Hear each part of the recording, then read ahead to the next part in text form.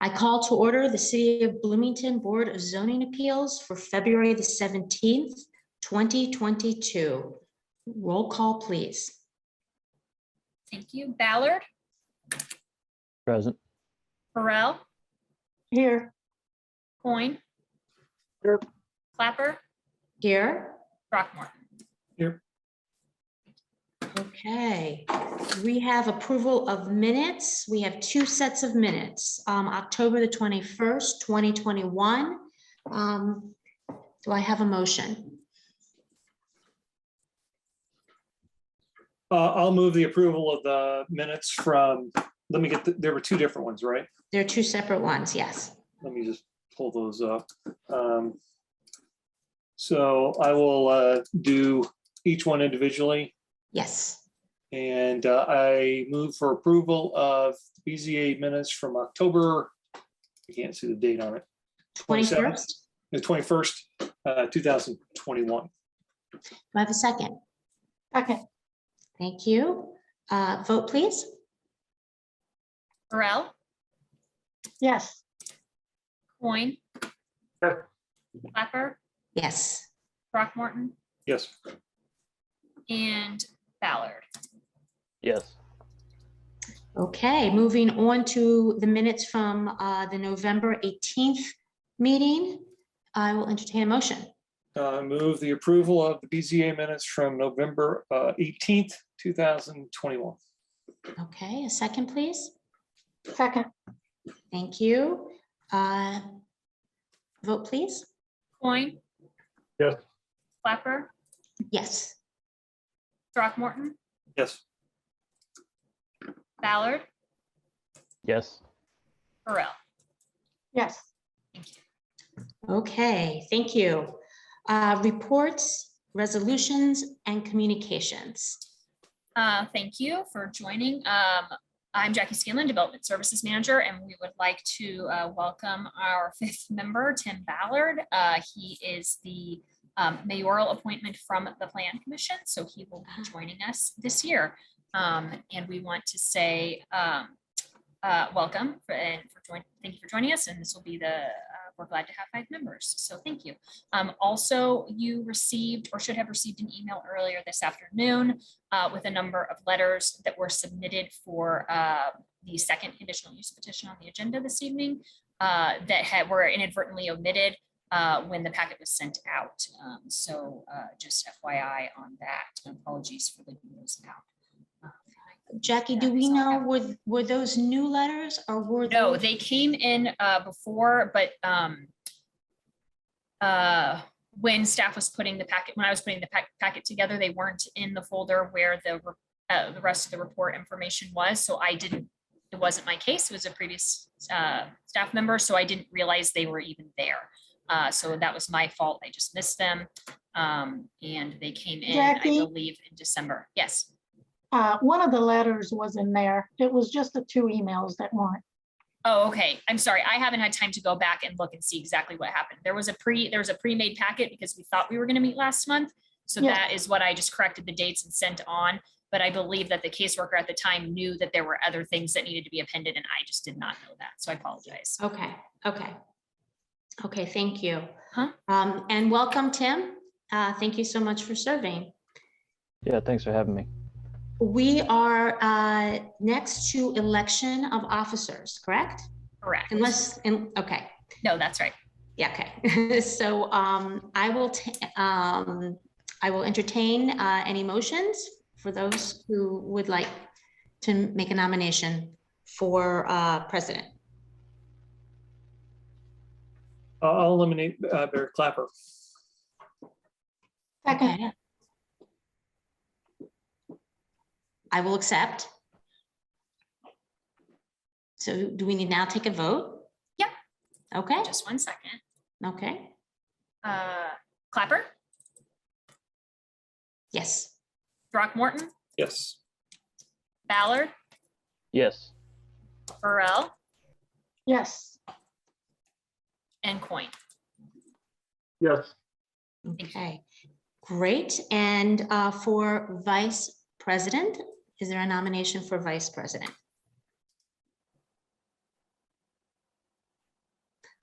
I will nominate Joe Throckmorton, if he will accept. Yes, Okay. if there's a second.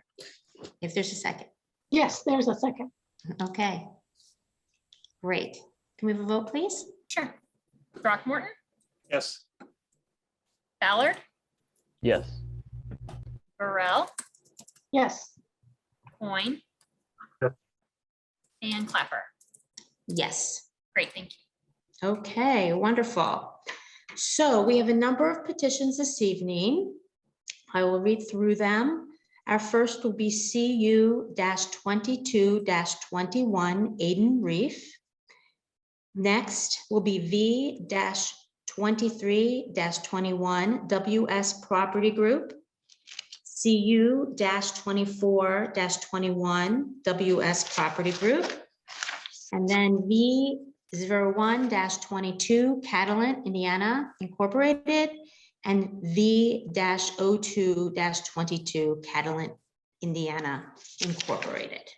Yeah, President Clapper, if I may, we would ask that the V2321 be heard after CU 2421. Rules dictate that they be read in order, but we think addressing the use issue first before particulars of the design of the site probably makes more sense. They were filed that way because the parking was filed before conditional use, I'm sorry, student housing determination was made. Okay, so we're going to do CU-24, the conditional use case before the variance case. Yes, please. Okay, great. Thank you. Okay, so we are ready to hear CU-22-21 Aiden Reef. Can we please have staff report?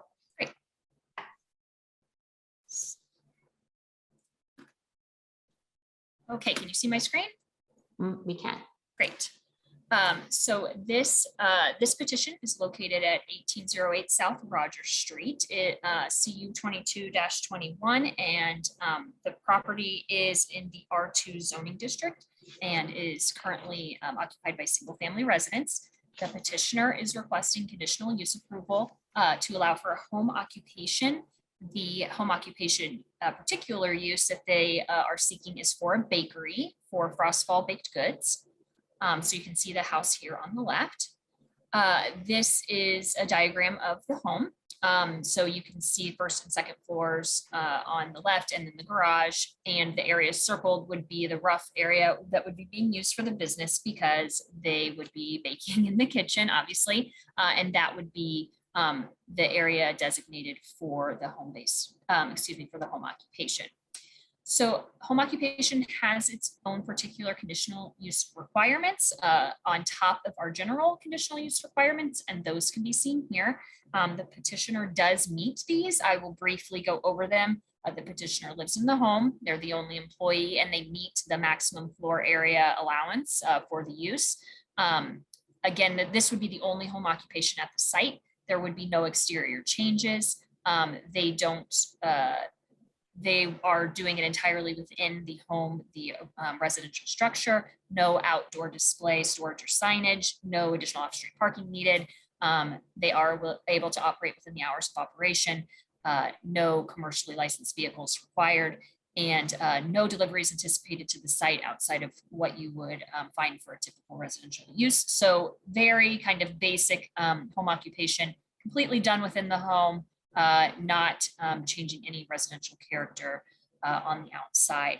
So our general compliance criteria, this petition does comply with the UDO and other applicable regulations. They will have to comply with whatever regulations City of Bloomington Utilities and Monroe County Health Department impose on this type of use, and those are both conditions of approval.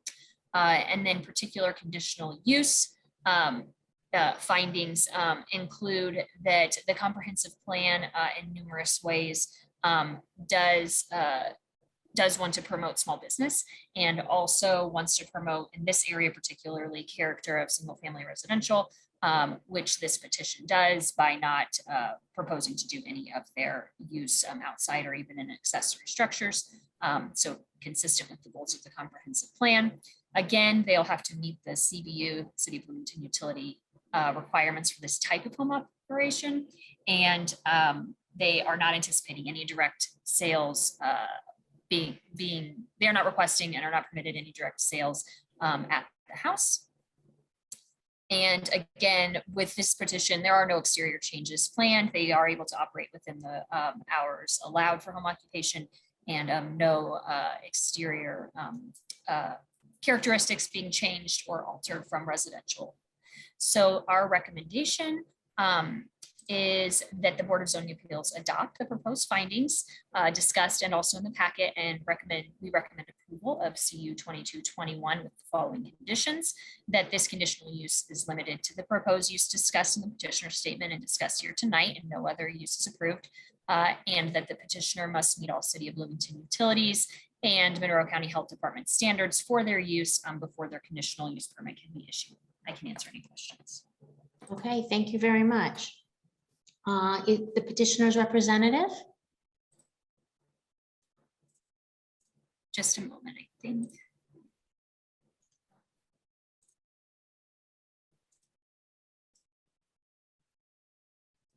Hello. Yes. Hi. This is the Hello. petitioner, yes. Okay, there you are. Okay, great. Please state your name. Aiden Reef. Do you swear to tell the truth, the whole truth, and nothing but the truth? Yep. Okay, you have up to 15 minutes to, or sorry, 20 minutes to present your petition. Okay. Sorry, give me just a moment.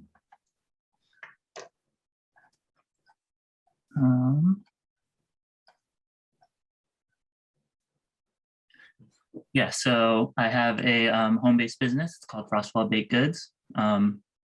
It's all done at this residence at my home in the kitchen, and I use the Monroe County Board of Health Indiana Code 1642-528, which is the code for home-based vendors. So it's all done in the home, and I only sell at farmers markets. Just any baked goods, breads, donuts, stuff like that. I do all my baking, since I do farmers markets on Saturday, I do all my baking on Fridays beforehand, between the hours of operation given. And then I sell it at the farmers market. Yeah. Great. I think that's it. Okay, thank you very much. Thank you. We are to the board for questions of staff or the petitioner. Anybody have questions? Just let me know. Okay, seeing none, we are to the public. Is there anybody here this evening who would like to comment on this petition? If so, please, oh, it's been a little while, so I'll just go over this. Please raise your hand in the participants section to let us know that you would like to speak. Jackie, do you see anyone? I don't see any. I haven't received any chats either. And we'll look in the chat.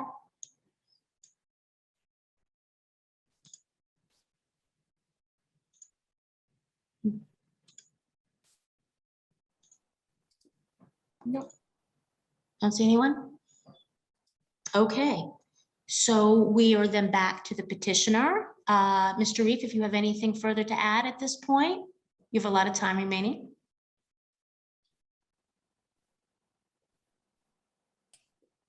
I don't think I have anything else to add. Okay, thank you. Thank So you. we are back to the board for action. I move approval of CU 22-21. I second it. Okay. I'm sorry to clarify, is that with the conditions included in the staff condition. report? Yes. Okay. Thank you. Okay, and that's been seconded. Is there any discussion before we're ready to vote? Can we please have a roll call? Great. Ballard, Yes. Burrell, Yes, Coyne. Yep. Clapper, Yes. Throckmorton. Yes. Okay, congratulations. The petition is granted and good luck. Okay. We are moving on to CU-24-21 WS Property Group. Staff report, please. Okay, this petition is located at 106 East Hillside Drive, CU 2421.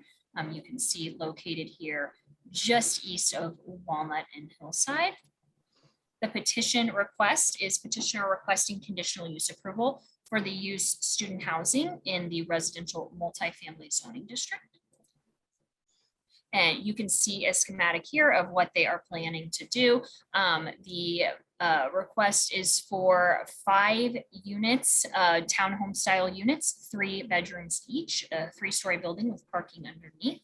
And you can see with pedestrian access directly from Hillside and vehicular access from behind the building. And then here is the architectural view of what these are expected to look like. Again, the top view would be from Hillside, but of course, if you're familiar with this area, it is raised slightly from the grade of sidewalk, and then the bottom view is from the south side. So general compliance criteria, just as we saw with the last petition, we have a number of proposed findings. The UDO already restricts maximum floor plate for student housing uses in this district of 5,000 square feet, and the petitioner is more than meeting that with about 3,500 square feet. As I mentioned, the grade change, the petitioner already received a variance from front setback standards to do a development here in order for the stairs to be able to encroach into the setback to get down safely to the pedestrian public streetway so that there could be pedestrian access directly from the road to the units. And then we will be discussing the front parking setback variance request next after this petition is finished. Additionally, UDO also has a use-specific standard requiring separation of the use of student housing or dormitory, and that of 300 feet, and there are no uses within that buffer.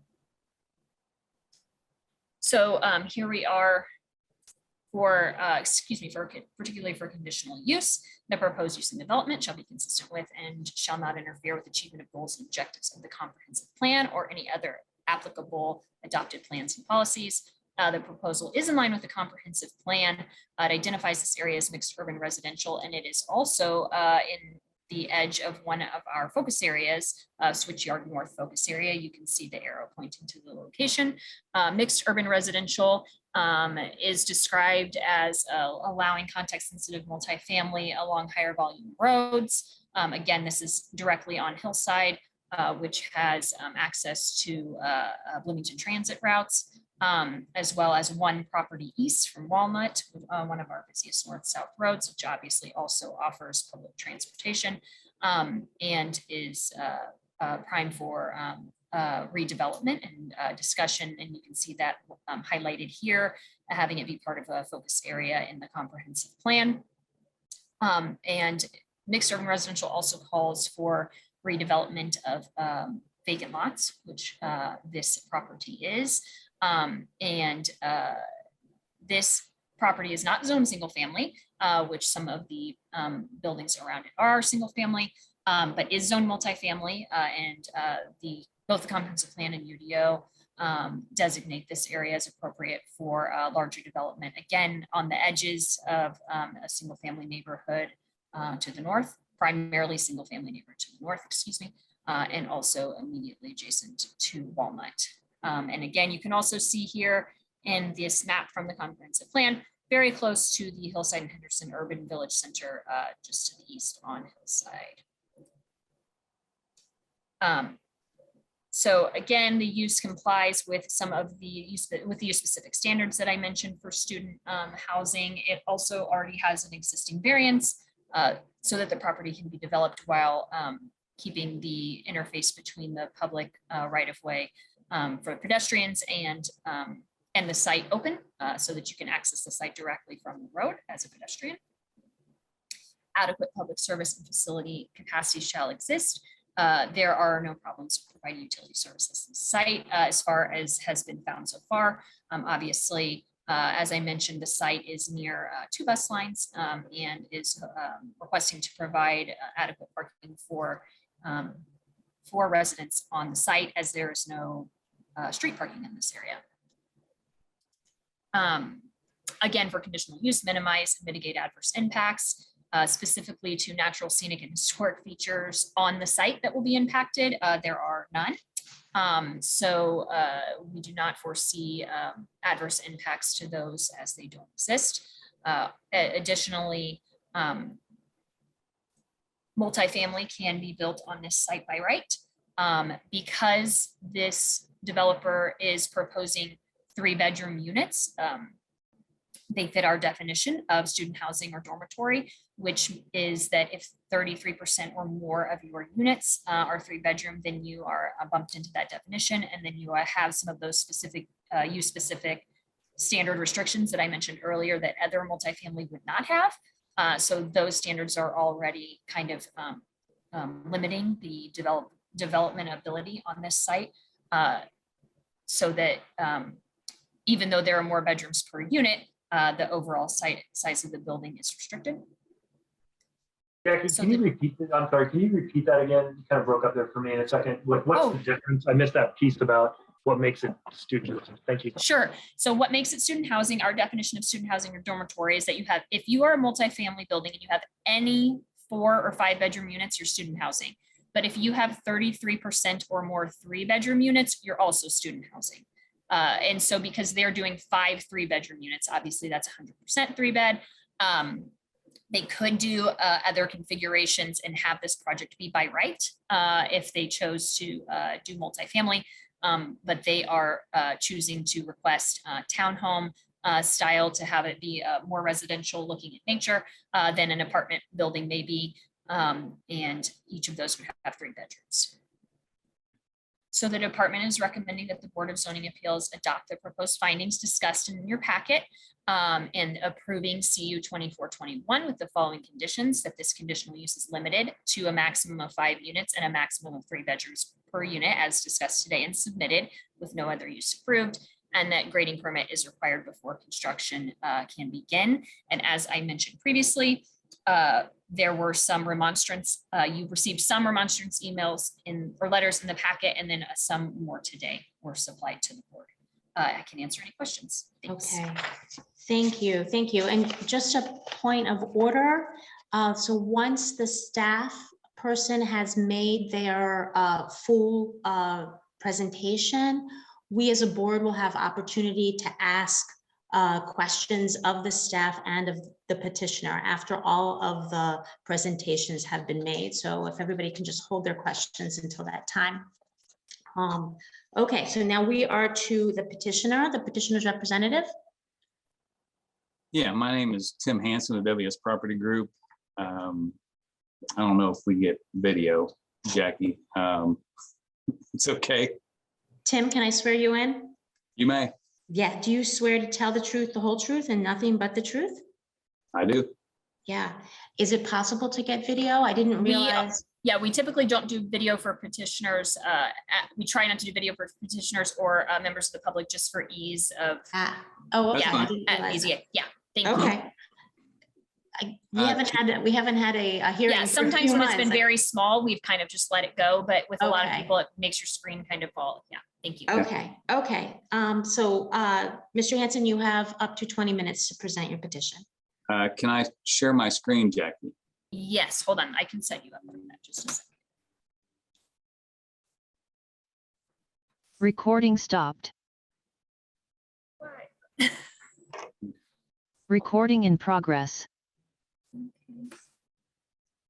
Tim, okay, here we go. Yep, we got it. Thanks. You can see SketchUp depiction. Yep. Okay. I wanted to run through the project and describe, because there's a lot of things that are in the report that, you know, Jackie went down through it in detail, and I wanted a visual to kind of show what's going on. We've been working on this project for over a year, and trying to put something together, and specifically the townhome project since April of last year. What we're proposing to do, and if you're familiar with the site, there's a existing vacant lot that I believe the previous structure on the lot was considered inhabitable. I don't know if that was by the city or the county, and the building was raised, I think, by the city and became a vacant lot. During the city's improvement on Hillside Drive during the late 80s, early 90s, where there was a widening project and a sewer drain project, storm drain project, the retaining walls that exist along there were created. And you're probably familiar at least with the intersection of Hillside and South Walnut, where you have large retaining wall on the south side of the road that sweeps around onto Walnut. This is just east of that. We have an alley on our east side, and the retaining wall runs anywhere between about 3.5 feet to about 7 feet at the corner going east to west. What we're proposing to do is to remove the retaining wall and build 5 townhomes and have kind of staircase, walk up brownstone type access to those. With that, providing a 5-foot tree lawn against the curb. Right now, the sidewalk runs combined with the curb on Hillside. This would separate the sidewalk and the curb and provide a 7-foot concrete sidewalk for pedestrians. Again, what Jackie explained and what the code and the new UDO kind of has a narrow definition, I think, from what I think we're used to in the past of what student housing is. I think of student housing, and I think of projects like Evolve on Dunn Street, the large project on North Walnut, the even larger project north of town on Arlington. And again, we were looking to do a brownstone type project that would have maximum flexibility for housing types. This could serve, obviously, the argument can be made for 3 unrelated adults.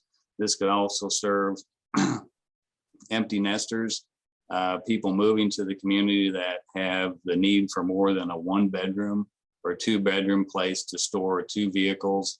And that's why in the later variance, you'll hear about the parking variance to park in the garage that is on the first floor of the unit. We believe, like staff, that this fits in the context of the neighborhood. It helps separate the pedestrian way from the vehicular way, which is extremely busy on Hillside. And it helps offset buildings from the street and bring that into the public realm, as opposed to having, 6 to 7 foot retaining wall, right against the sidewalk that's right against the curb. With that, I'll answer any questions you may have. Okay, thank you very much. So we are to the board for questions of staff or the petitioner. Joe. Yeah, I've been having a little trouble with my packet, so I've been scrolling back and forth. Where's the parking in this? Is it on the first floor from behind? It's on the first floor from behind. We access from the So they pull around behind and they go in underneath. Correct. Okay, and then this would look a lot like the units that are down on 7th Street, just off Washington, kind of that brownstone look. I'm not directly familiar with it. It's kind of cornered to Butch's Delicatessen. There's a series of, it has that same type of structure where it's close to the sidewalk. Actually, Joe, those have the appearance more of 2-story buildings because the 3rd story was carved out of the roof volume. Okay. So, all right. The only other question, these are units for sale or only rentals? Currently rentals. Okay.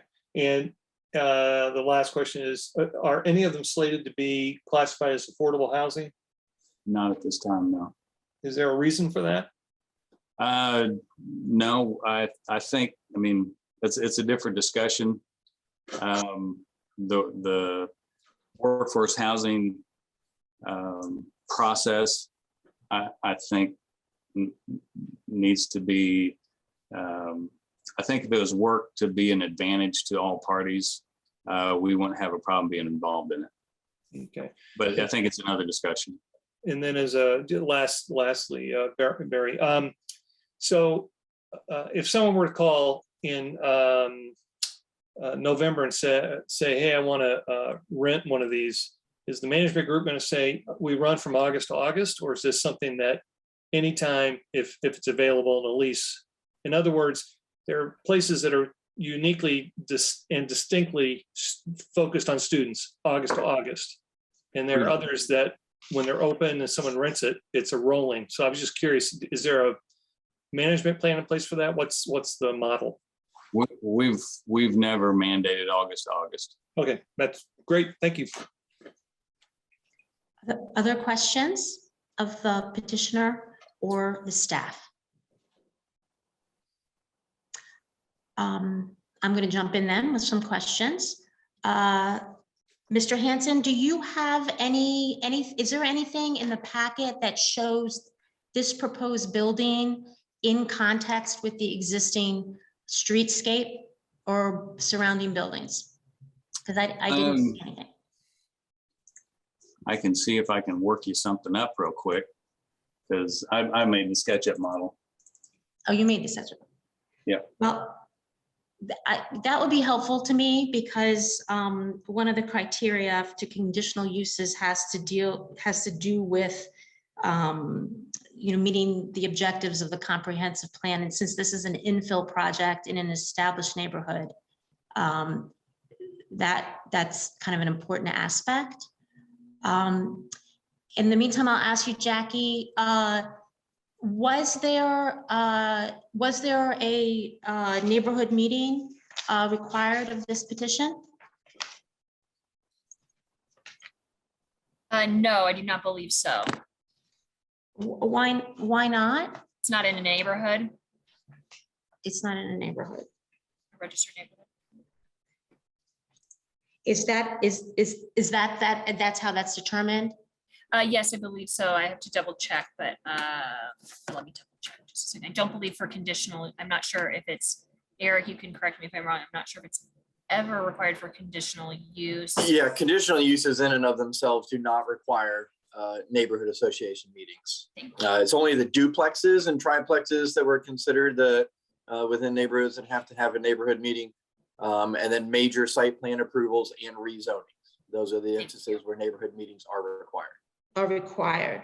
Right, I'm just looking here at the number 4 under, what is it? The minimizes and mitigates adverse impacts.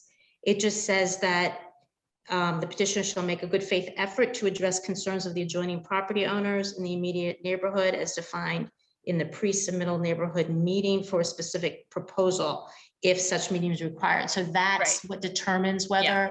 If such meetings required and it is not for this use. That was, I can't recall specifically, but I think that may have been added when we added in the requirement for a neighborhood association meeting for duplexes and for duplexes. Okay. Thank you for helping me understand that. Other questions? I have a question. Yes, Flavia. So this is for Jackie. So Jackie, so they have, this is already multi-residential. So they already by right, they can build on. Correct. So there. Yeah, so when when the reason that the petitions are out of order on your agenda is that initially when we started these conversations, and Mr. Hanson alluded to this, they were initially thinking of doing just apartments and not these townhome style that would not have 3 bedrooms, and that could have been done by right. And then So they it's decided just- to go this way. So it's just a 3-bedroom Yes, it's stipulation. because they're that means that- 3-bedroom. Okay. Yep. Yeah, but, I mean, I understand it. By definition, it goes into student housing. However, it doesn't mean only students will live in this place. Correct. Correct?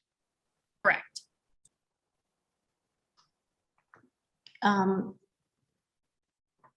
Do you, so just a question on that, I just want to make sure I completely understand.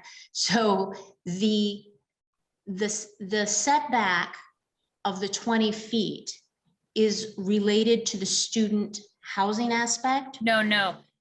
The conditional use for student housing is related to the 3 bedrooms. The step back for the 20 feet would be for either For either, RM okay, or, okay. yeah, I'm sorry, it would be either for Okay. multifamily or the more particularly defined multifamily of student housing. Okay, so that requirement pertains to this both uses. location, no matter whether it's 2-bedroom or 3-bedroom, Correct. categorized as student rental or not. Yeah, the next discussion, right. Right, Okay, that'll be for the variance, not for the Correct. conditional use, right? Yeah. Thank you. Yes. Can you see my screen? I'm sorry. whoops. Yes. We see your Yes. screen now?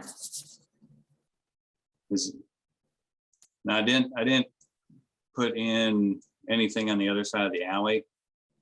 And I assume you can see things moving. No, or I can't. We cannot. You can see your little circular cursor moving, but that's all.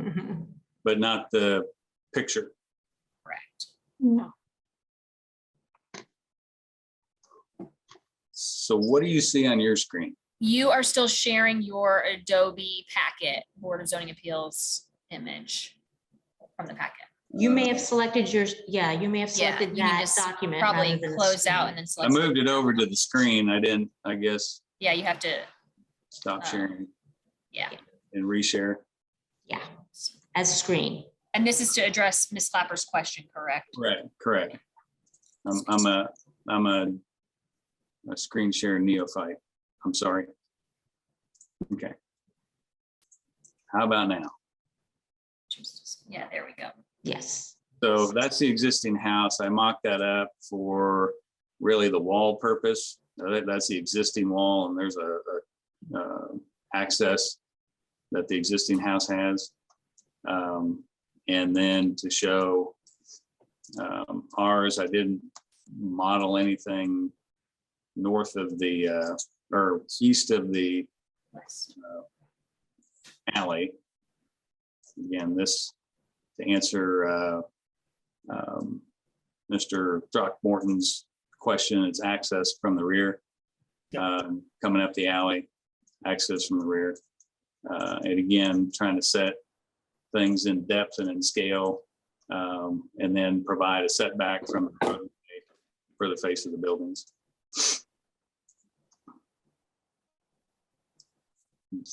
So I'm trying to understand the scale of the bungalow because it looks a lot larger than the house, than your project, just the height of what it's off the ground and that wall. The bungalow? Mm-hmm. Yeah, the bungalow, it's the grade, and again, the wall, and I think, bear with me.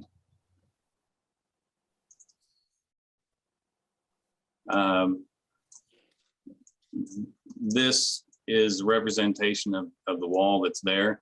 The Okay. sidewalk is right against the curb. And so the entire grade of this area sat up kind of on a level plane, Mm-hmm. if you will. So the wall, I got my shading on. I should turn it off. Can you put some dogs in? Come on, man. I can put a carousel. It's great. Sorry.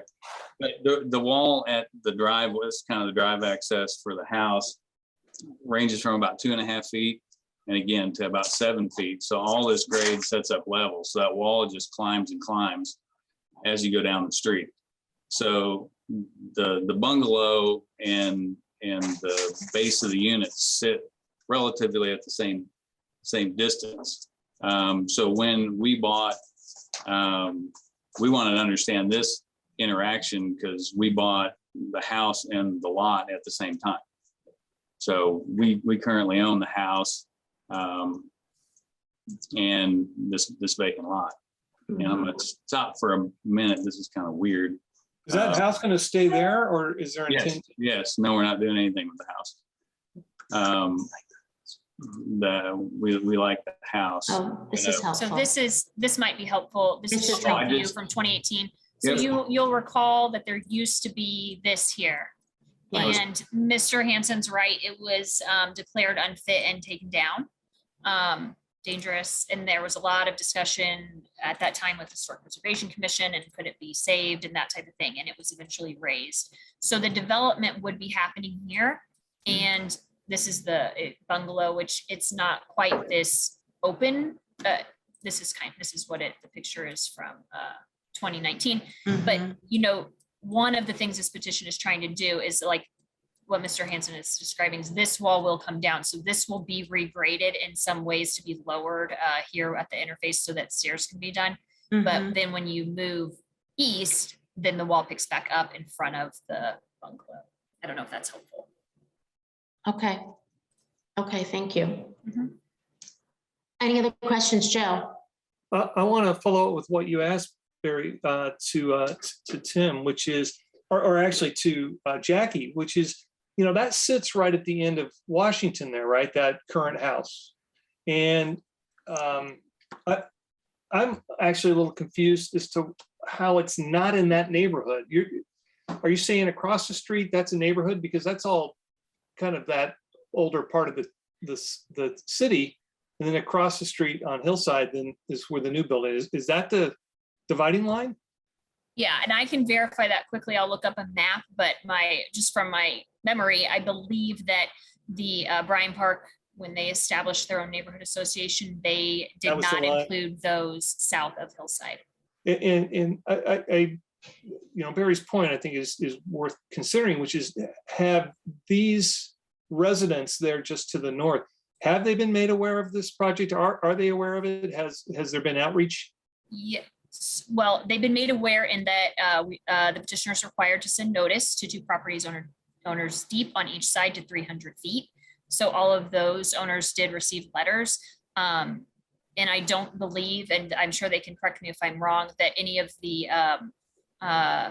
remonstrances you've received are from any adjacent property owners. They're just from people who live in the area or not, actually, some of them. But we haven't heard anything directly from immediate owners, and they were all notified, correct? Okay, thank you.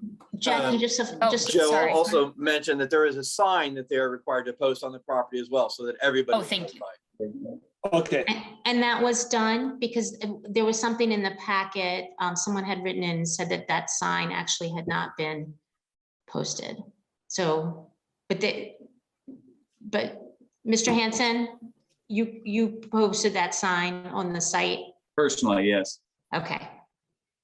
now the reason I'm following up to what you said, Barry, is I think that it speaks to, I just want to make sure that those in the neighborhood, whether it's a neighborhood association or not, are aware that it's happening. And that's important. That's an important part, because I have nothing against student housing in town. I'm concerned that if this project is built here and everyone's not really aware, like what this really is designed for is for, living space for a wide range of people. This is not designed as a student housing, which is triggered by the 3 bedrooms. I just want to make sure that we're giving everyone the opportunity to understand what's happening, and that there's a dialogue there, instead of just having it built and then suddenly there's going to be 15 students, and a lot of student traffic, and not what I think is really the intent of this project, which is to provide more housing just for the general population. That's I just wanted to state, that's why I'm asking. Okay, thank you. If I may, I do think people know about it. I mean, first of all, there's a lot of people here in New York. Normally, nobody comes to, not very many people come to this meeting.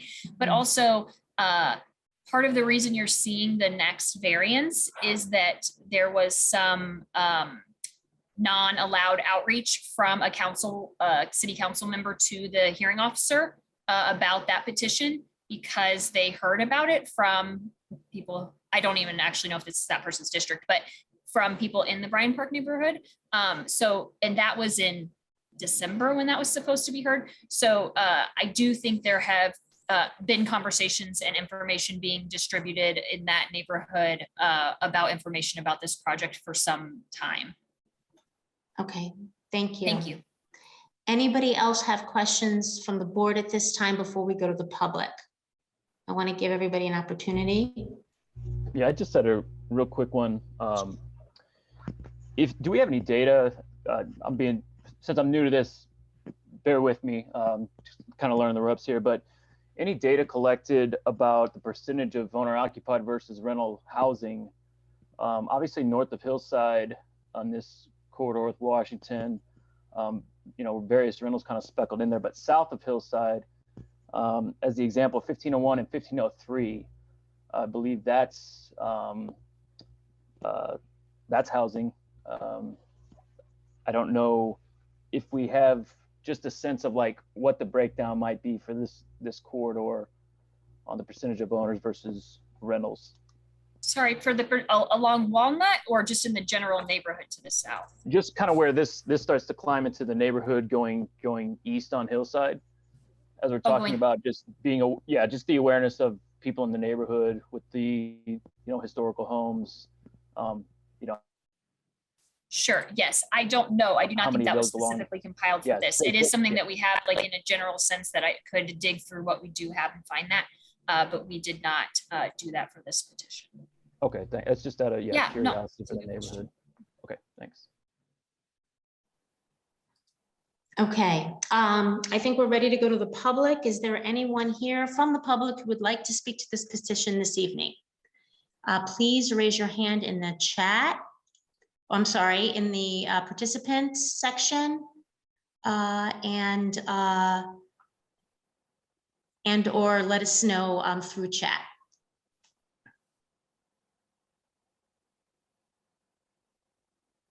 Okay, I'm just getting our speaker time clock set up here, and then I will unmute somebody. Just a sec.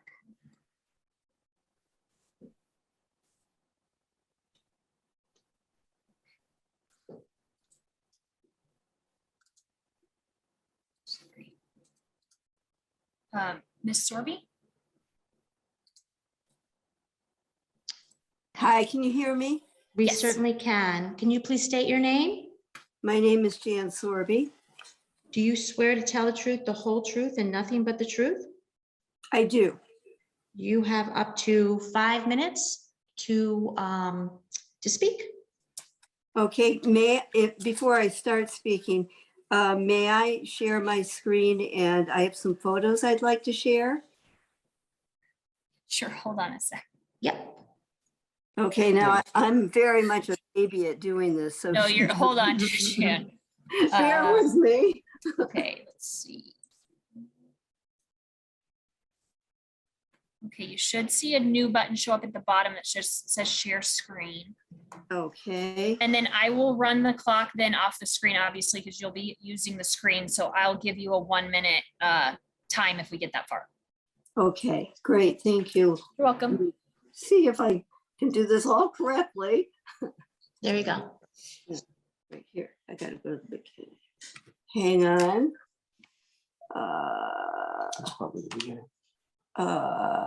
Okay.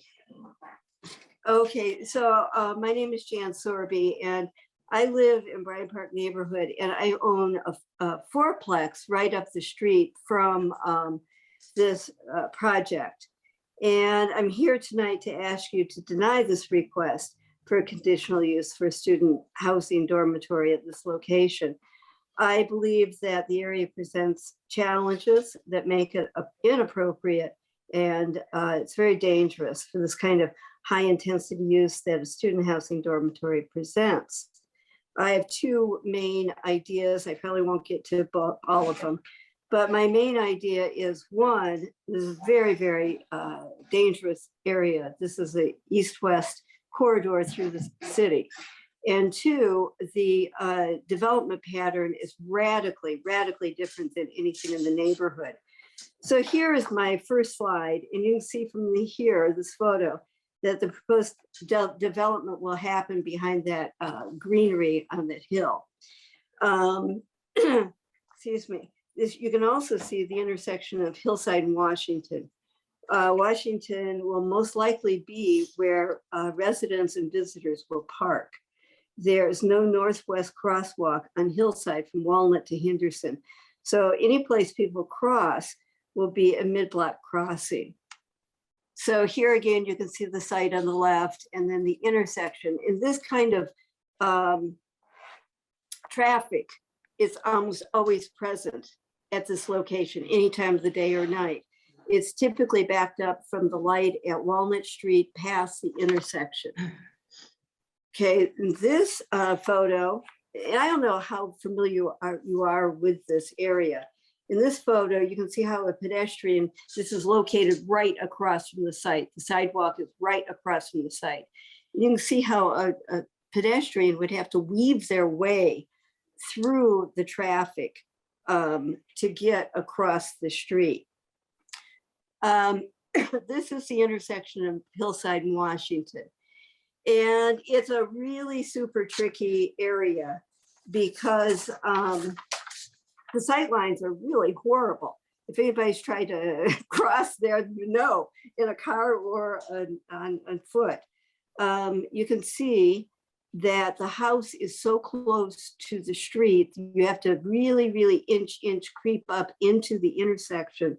And you can see that the car here has already crept into the crosswalk. If you're going to go east, you have to creep between the autos and look west for oncoming traffic, which is incredibly unnerving. And if you are going to go in the other direction, you have to creep up and get between the autos. You still have to look east or west, depending on which way you're going. Regardless, the driver is never looking for pedestrians. And if a pedestrian chooses to go to Walnut, the intersection there at Walnut and Hillside present its own problems. You can see there's a pole right in the middle of the sidewalk. You can see where the sidewalk is crushed, probably by the trucks who regularly run over the sidewalk. And that is on one side of the street. On the other side of the street, you can see the intersection here with yet another pole. And you don't even have 30 inches to get by these telephone, not telephone poles, but signal poles. And so you can see that it's a very difficult and area. The entire street is incredibly hostile. And where are they going to park? Here is Washington Street. And this was taken right before Thanksgiving when a lot of people are out of town. And you can see it's totally filled with cars. The only spots that aren't filled are where the driveway cuts are. Not a lot of driveway cuts in this area. Just under a minute, Jan. Sorry to interrupt. Okay, Go ahead. and then this is the next street that runs parallel to Hillside. It's under the size for an alley, and cars cannot park here. Then here is the next street that runs parallel, and this is Driscoll. And you can see the parking here. The apartment building down at the corner was given a variance so they wouldn't have to provide as much as is required by the UDO. So that said, I think that the area is a particularly difficult area, presents a lot of challenges that make it incredibly dangerous. Again, I own a fourplex That's time. Thanks, Jan. street, and please deny this. Thank you very much. Okay, our next speaker.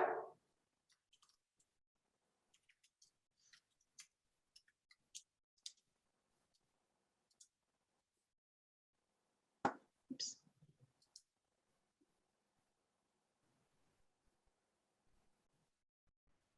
Is that me?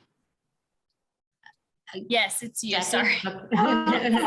Yeah. I didn't hear my name there. I was muted. Sorry, Miss Duffy. Okay, Miss Duffy, Yes, can you please state your name? yes, my name is Karen Duffy. Do you swear to tell the truth, the whole truth, and nothing but the truth? Yes, I do. Okay, you have 5 minutes, please. Thank you. I'm going to read the letter that I sent because I'm not at all sure that you received it. I am an adjacent property owner, but I can't get to my letter. I seem to be sharing Jackie Scanlon's screen. How do I get? Karen, Yeah. Miss Stuffy, are you wanting to share a screen? No, I don't. I want to Okay. read my letter behind the, You want to go up to the top right corner and click on view and exit full screen so that you can see your screen as well. Or you can just press escape probably also. Okay. oh, okay. I'll try. I'll start you over here, sorry. You know what? I will just take this off and then I'll just tell you when you have a minute left. Is that Oh, fine? here we go. Okay, Okay. okay. There we go. I had seen it before, so I knew it was still there. I'm writing to voice my objection to the petition to grant conditional use as student housing or dormitory for proposed new construction at 106 East Hillside, a petition for which this was addressed to the previous case manager. I sent this in December to her. Okay. I am the owner of an adjacent property at 1517 South Walnut Street. My property consists of a 2-bedroom brick house that I rent out typically to 1 or 2 tenants. So again, outside of the letter, I am an adjacent property owner. I did get the notice, I think in November, about the zoning hearing, and I called the planning office for more details about this. It was confusing because the address was listed wrong. There was an error in the address. So I was thoroughly confused and I never got a call back. Okay, continue with the letter. I'm concerned that a building with 15 bedrooms in my property's backyard would negatively impact my tenants as well as the area's other residents, most of whom live in modest-sized houses or bungalows similar to mine. I believe that the density of the proposed 3-bedroom, 5-unit townhouse complex is simply too great for the current residential pattern of the neighborhood. Among my concerns are the kind of often cited annoyance issues that can arise for neighbors of student housing complexes or dormitories. Such issues as noise, trash, and perhaps especially competition for on-street parking are real and serve to repel the kind of quiet, mature individuals or couples who seek to rent or buy small houses. In particular, I'm concerned about traffic safety issues that this increased density would create. In recent years, Hillside has increasingly become a major access corridor to the East Side shops and malls. The proximity of the proposed development to the busy intersection of Hillside and South Walnut Street would further heighten the risk of accidents there involving vehicles, cyclists, and pedestrians. I hope you will deny approval of this petition on the grounds that student housing or dormitory use is inappropriate to this area. Thank you. Thank you. Submitted. Okay, we have our next speaker. Hello. Go ahead. Is that okay? Yes. Yeah. Okay, can you please state your name? My name is Marianne Connolly. Do you swear to tell the truth, the whole truth, and nothing but the truth? I do. You have up to 5 minutes to speak. Thank you. I am a neighbor, not as close as 1517. I live at 1305 South Washington, so just under 2 blocks away from the proposed site. I share the concerns of the 2 prior speakers. I think pedestrian safety. I do appreciate the tree line, and I think that is a great boon. But I am concerned about cars coming out of that alley so close to the intersection of Hillside and Walnut. You know, putting 10 cars back there it just strikes me as being, it's already difficult to get out of South Washington, as Jan pointed out. Having 10 more cars trying to get out of that alley strikes me as being difficult, even making it even more difficult to navigate that corridor.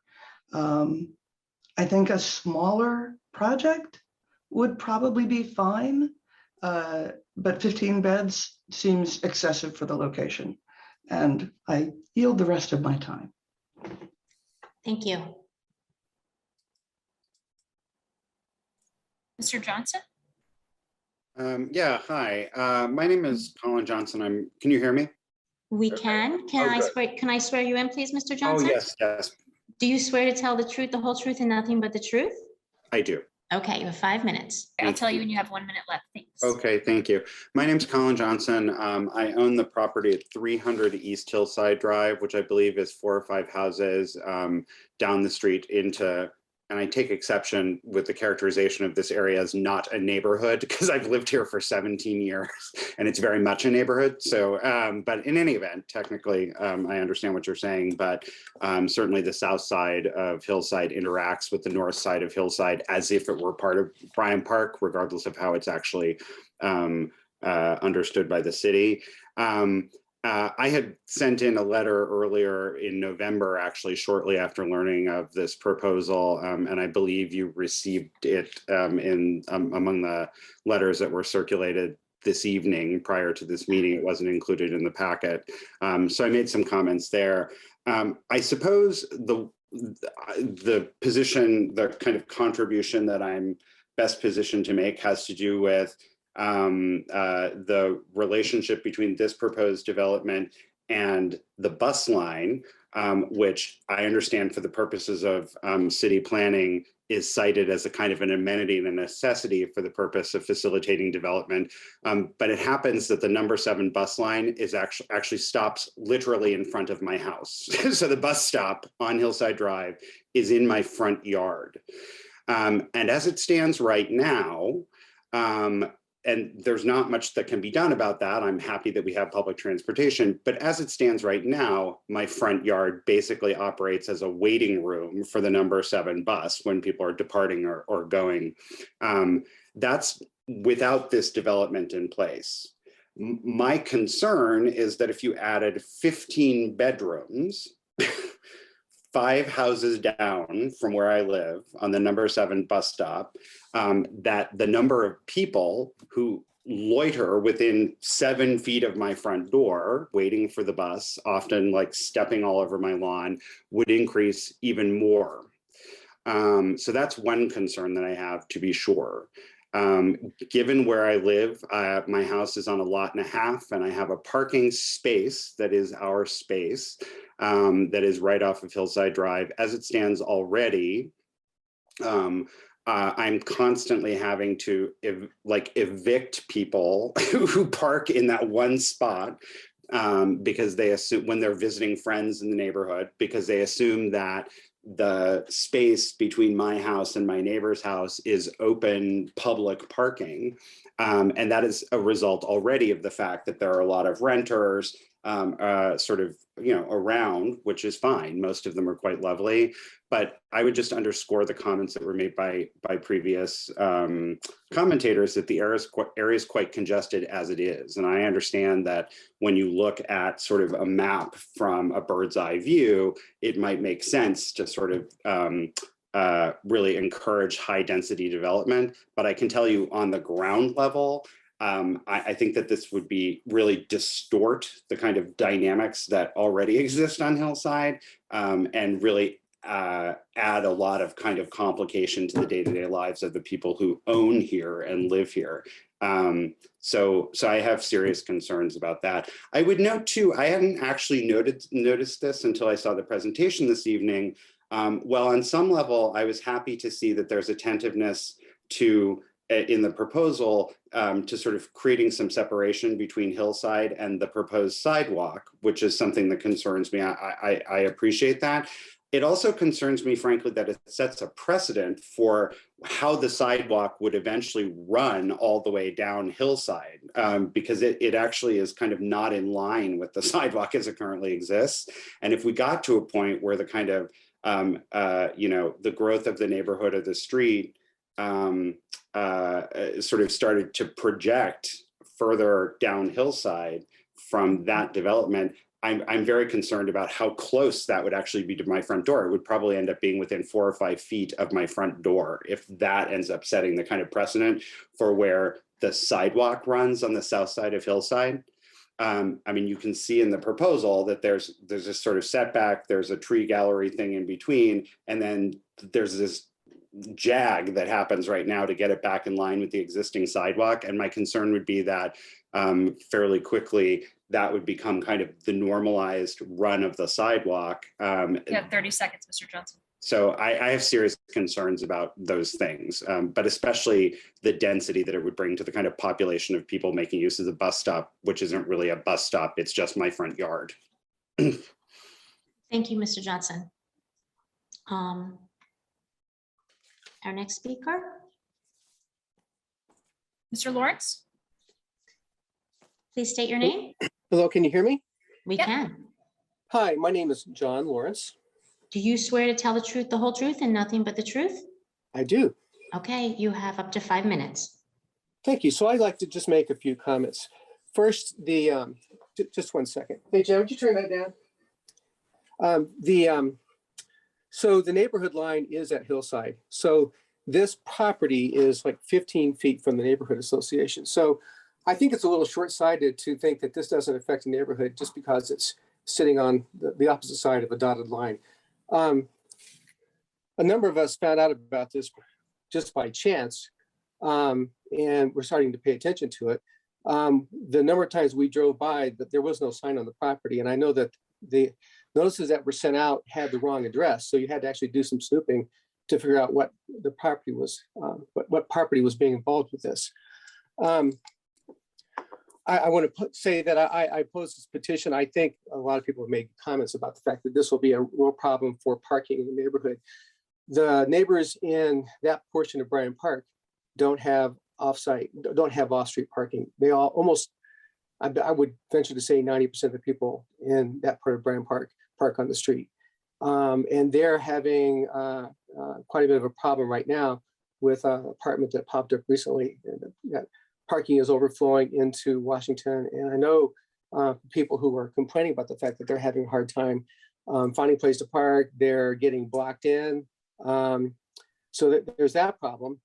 And so on to my next point, I just want to say 2 things. The petitioner was asked whether this was going to be for sale or for rental. I said, for right now, it's just they're only thinking about rental. Well, if there's any consideration about selling this, you have to build these things to condo standards. You can't build something as a rental property and then later decide, oh, we're going to sell this.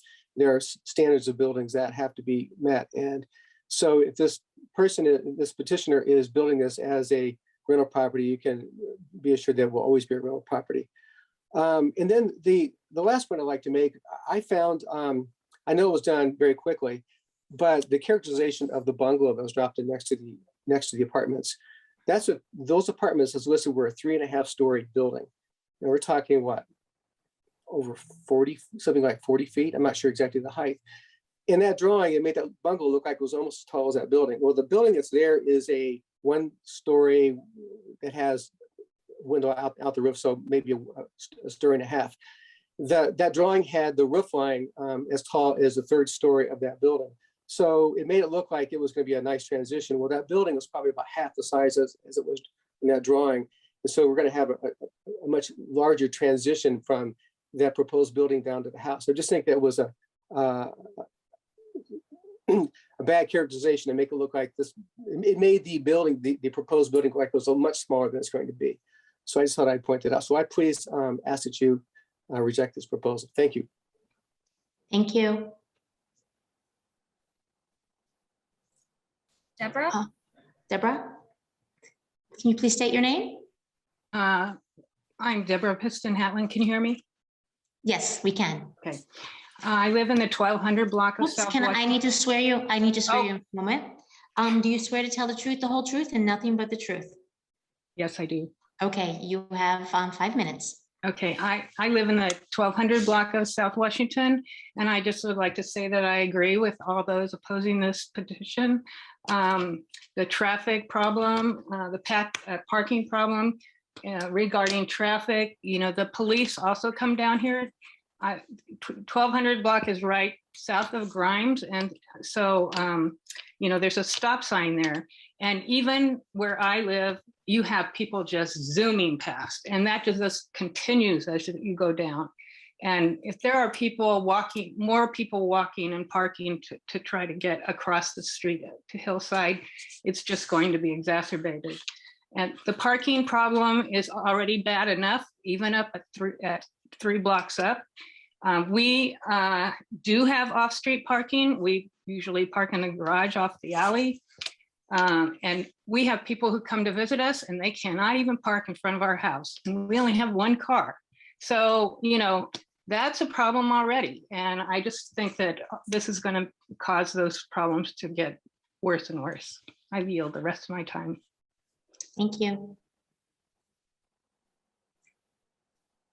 Is there anyone else from the public who would like to speak to this petition?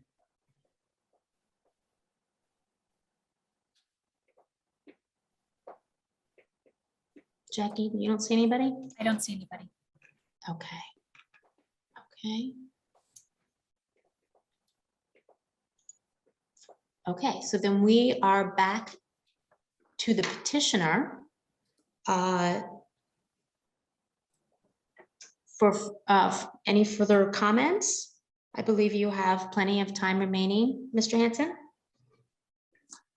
Thank you.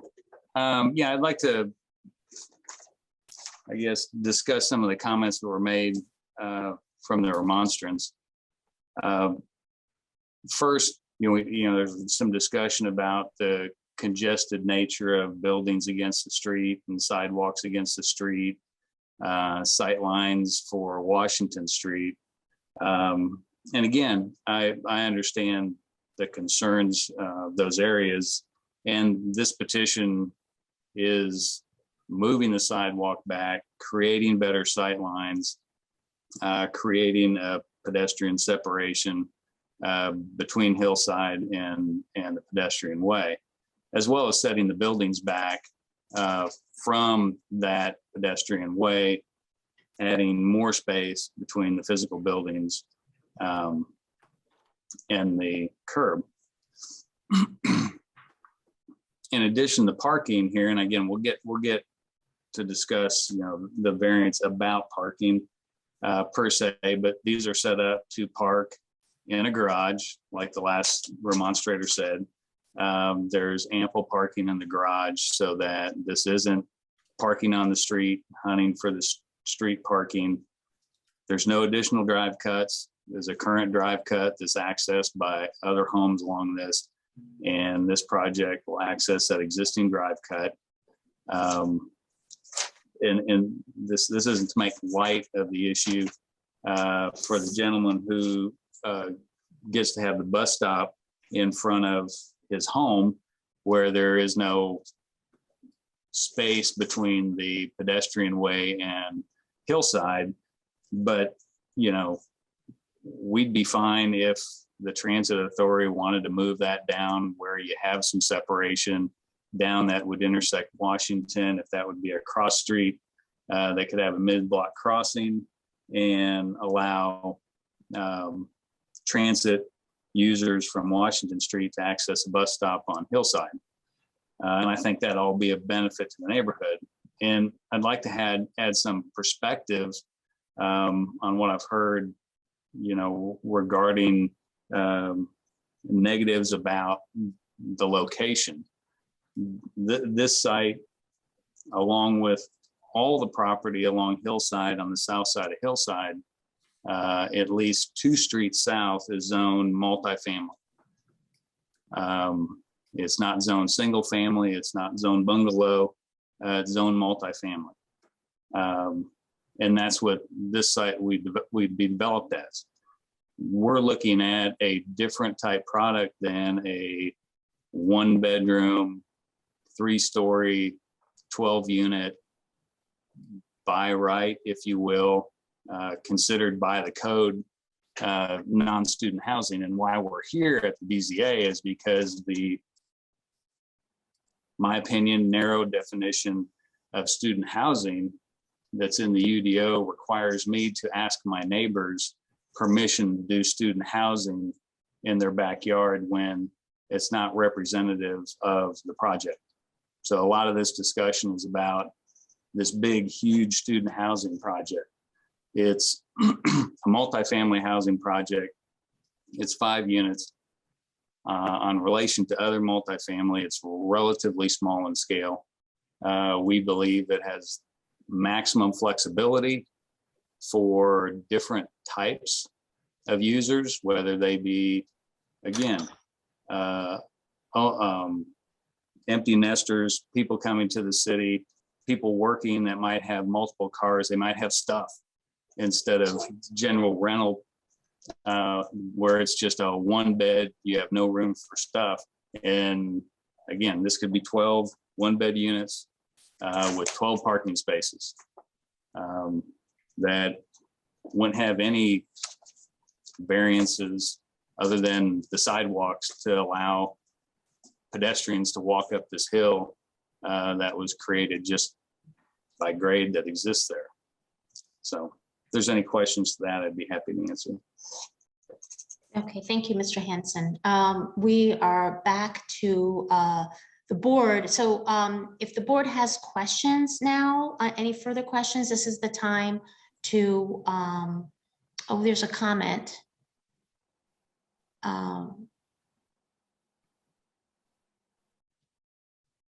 Miss Jackie, I don't know if you. Oh, I don't, it didn't go to me. I don't have it. It's in the chat. Yeah, it's not in my chat. It's Okay. addressed directly to you. Oh, I guess so. It says I didn't get a chance to raise my hand fast enough because someone said to go to the participants to raise my hand, which I did, and it didn't work. And then I remembered you have to go to reactions. So we have one other person from the public who would like to speak. Okay, who's that? That is is that Wendy Bernstein? Okay, I can ask her to unmute. Okay, Miss please. Bernstein. Thank you. I visit. Could you please state your name? Oh, I'm Wendy Bernstein. I swear to tell the whole truth and nothing but the truth. The whole truth and nothing but the truth. You have up to 5 minutes. I enjoy visiting Washington Street to visit friends who oppose this project. And I also enjoy walking around that area just to take walks. And I really object to adding this urban density to the area so close to charming, old-fashioned neighborhoods where the houses are more affordable than some others in this town. And there is another high rise, I don't know if it's 3 or 4 stories, right on Walnut, which is downhill from the same neighborhood. And it is so out of context to be on the street and look down at that, which also I think has aggravated the parking situation in that neighborhood. So I feel like neighborhoods are getting encroached on. And when you put high rises, you're not only adding density and congestion, but you're blocking sunlight and you're blocking the view of the sky. And we had a big issue with a high rise that was proposed for 9th Street and North Walnut many, many years ago, and light and airspace and lines of vision, sight lines, would have been drastically changed. And the developer, who has been a very magnanimous, Bill Cook, took the recommendation of putting a different form of that building that was much lower in height, and added 2 separate buildings that were more horizontal to a site in the downtown where the context was appropriate. And it's an urban context that's been enhanced by that very lovely pair of apartment buildings.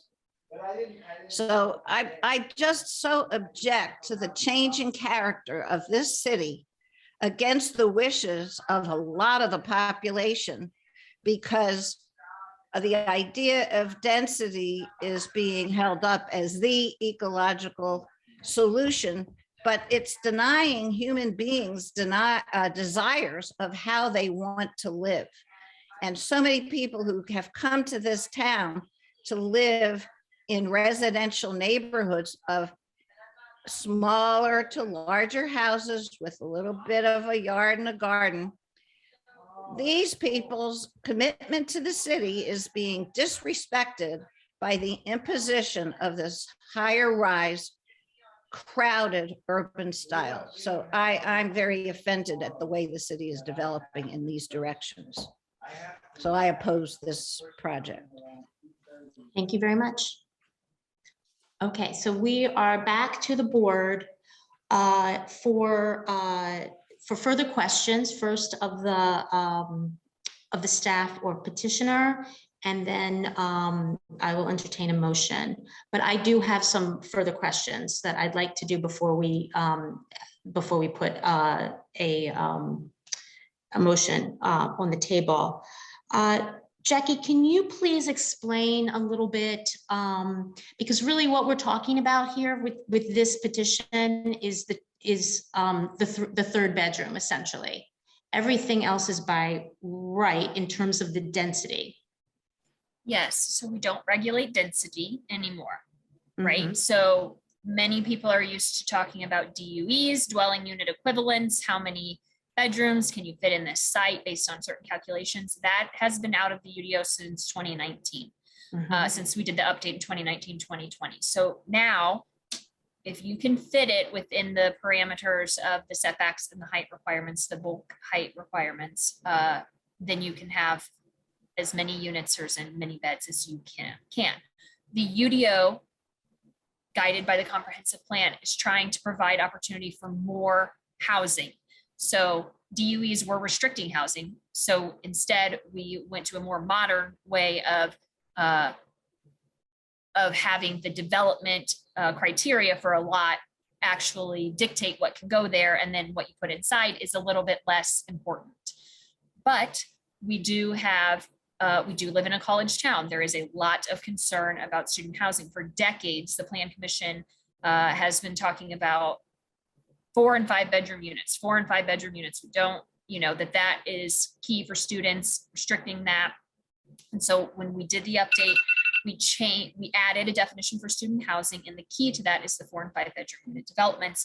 But we also wanted to acknowledge that sometimes on a larger developments will be partially 1 and 2 beds and then have some 3 beds as well. So we put in the restriction that if you have more than 33% 3 beds, that you would also be classified as student housing. I think the idea of that, if you listen to the minutes of those meetings or discussions, really is for larger developments. But obviously this is a new regulation for us, again, coming in early 2020. And so how we're seeing it bear out is that it's catching small developments like this, where, I mean, this is 5 units, it's 15 beds, it's on an arterial, it's on a bus line. It's immediately adjacent to to Walnut. To Mr. Ballard's question, we were able to briefly look it up. It's almost entirely rental, which we actually tried to get away from making that distinction because we don't value owners more than renters, though that is something we often hear in the public comments, and you heard slightly echoed again today. But this area is zoned multifamily, and the area zoned immediately north is zoned R4, which allows conditionally multifamily. The comprehensive plan, transportation plan, our adopted plans show this area as an area that is likely to be redeveloped. And these are the types of petitions that we think can be appropriate for that. And you're right, if there weren't the 3 bedroom units, if this was all 1s and 2s, but this same shape, you wouldn't be seeing it at all. It would be by right. Or if they only wanted to do 1 unit, that's correct. But yes, what they're asking for is all the units to have the correct. 3rd. Yes, yes, you're correct. I'm sorry. If he was under the 33%, yes, then you also would not see it. That is accurate. Okay. I just want to be really clear because it is a little confusing, and it is a very big change. Right. from the way things had been characterized before. Correct. In the previous code. And we just haven't seen a lot of these types of variances. No, this No, is our our, projects. I believe, Eric can correct me if I'm wrong, but I believe this is our first one. Yeah, yeah, Yeah. okay. Okay. Does anybody else have questions for Jackie or for the petitioner for that matter at this time? I want to clarify what you just said, Barry, which was if they dropped some of these units from 3s to 2s, we wouldn't be seeing this, right? Yes. All right. So I would, can I ask a question of the petitioner then? Of course you can. I can't, I don't have my notes in front of me, so I don't know if it's legit or not. So the question of the petitioner then would be, why not just drop 1 or 2 of those and avoid this? Tim, is it Tim? Mr. Yes, Mr. Tim. Henson? Sorry. So Tim, why not just do it by just saying, okay, we don't have to have 5 units at 3 bedrooms. We'll knock it down and have some at 3 and some at 2. Why not just do that to alleviate the concerns of the community? What's the reason for that? Well, and this may be parsing words. Originally, when we were developing this project, we had again, we were coming from the old zoning to the new zoning. Yeah. There was density requirements and open space, et cetera. And we had a 10-unit stacked flats, 1 beds, parking behind, 10 parking spaces, 10 beds. And that's when we went for the variance for the steps. So we could access the units. The code requires access to the front of the unit. And we had this grade that changed somewhere between 3 and 6 feet, 6.5 feet. And we needed to do that. And we had put in that request to do. When we did, and we received the variance, we went back and finalized survey and started engineering work. The lot depicted, for what we had physical evidence without benefit of survey, ended up being 7 feet less deep than originally thought. That created an issue with parking, created an issue with some of the landscape buffering, and we needed to rethink the project. We had a current 3-bedroom townhome plan that I felt fit the property. We could park the property, and that's what we moved forward to and asked planning for their input on that proposal back in April of last year. We were as unfamiliar as a lot of you are with the new code and how it treated density, bedroom, makeup, etc. And it wasn't until I learned about what will be the second variance in parking inside the building setbacks that we learned that we would require a variance for a townhome that we've built before that was never considered student housing. So the thought of varying the plan to fit really wasn't a thought. It was part of the process to say a 3-bedroom townhome in a 2-unit to 5-unit configuration, in my opinion, shouldn't be considered a student housing project as the general description of a student housing project sets in everybody's mind. So I'd take Tim, I would take the student housing off the table here, and let's talk about it from a standpoint of density. Yeah. And so let's just do that and not worry. Let's not have this be revolving around student.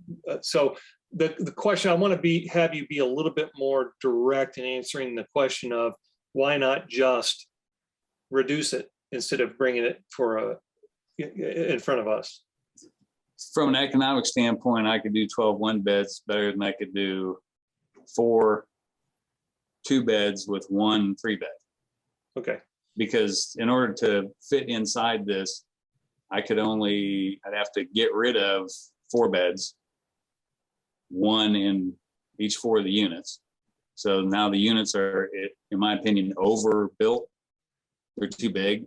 I need to take the plans that exist that we've done before and change them. Because I just don't need to build that much square footage. Four 2 bedrooms. Yeah, and it's not to get more money per bed. It's to, how do I make the rent of that unit acceptable to the renter if I overbuild the unit? But you could actually just step back and say, I'm going to do 12 1-bedrooms. And my understanding from the conversation tonight was that would be acceptable too by right. Is that correct, Jackie? Yeah, if he can fit however many he can fit within the like height and setback standards. So it's either get this. And that's not meant to be, I'm sorry, that's not meant to be a threat. No. And I don't think so, Tim. I don't think that at all. I'm just saying that you have really kind of a choice of keep it the way it is and get the variance. You could say, all right, well, economically, we're going to go with 12 1s. Or you would say, I'd have to go back and spend the money to redesign so that I could reduce the square footage footprint in order to make 2 bedrooms in this development make sense economically. Is that what I'm hearing your answer? Basically, yes. Thank you. I appreciate that, Tim. Jackie, just to follow up, another criteria which really weighs into this quite a lot is the impervious surface of the site as well. I mean, there's a number of things that have to be balanced in order to be able to come up with a successful project at this. Correct. Yeah. So that's why I've been trying to say like the development standards. So height and bulk, those types of things. So including buffer yards, which Mr. Hanson mentioned, or your total amount of impervious surface coverage. You have to meet all of those things. And if you can meet them and the use is allowed on site, then you can have as many units as you can fit within those parameters. Is that what you were getting at? Sorry, Mary. Yeah. Okay. I wanted to make sure that everybody understood kind of what exactly is just being asked for. And I'll clarify, sorry, this is our second, we did a student housing 2-unit student housing and under the new student housing definition in the downtown, because at least one of those units was 4 beds and it was an infill project as well, a building on the back of a lot with another building. Just FYI, because I had said I thought this might be our first one. Okay. Could you comment on some of the infrastructure challenges of this area, which I think are very real, and the proximity, particularly to the intersection that has a significant slope? There's narrow, just a narrow right of way there. And I guess the unusual circumstance of there being really large, that there not being any blocks on the south side. I mean, they're quite large, I think between, they're almost sort of just very, very large blocks. They're not a typical 300-foot kind of interval. Could you speak a little bit to that? Sure. Yeah. So is there a lot of traffic on Hillside? Yes, it is an arterial street in our town. It's an east-west connector. It's not a local road. Is building things that may have more vehicular trips than a single family home on arterial roads common. Yes, that's where we want them, right? I mean, we've heard in the discussions when we updated the code, don't want these things on our local streets, gumming up our single family trips. So this is kind of where those types of uses are planned to be. The alley that would be being used here is already being used. Miss Duffy spoke. She's not actually an immediate neighbor, but she is like catty corner to the southwest, and her property uses this alley that would be then being used by this property that's actually adjacent to it. Her property and the other properties along Walnut use that, or her rental property, use that for access. So that alley and its location and its site distances are already being used. There is no limit, kind of on the number of cars that can use it now. If we add a use here, will it generate more vehicles? It definitely will. But I think we haven't seen anything indicating that this interface between the alley and Hillside is dangerous. Again, is this area busy? Yes, it is. Will adding a tree plot help with sight distance using going in and out of that alley? I think that it will. And speaking to Mr. Johnson, who lives down further east, the right of way here in front of this road is angled in such a way that actually I can show you, sorry. That there is extra room. Pop this open, sorry.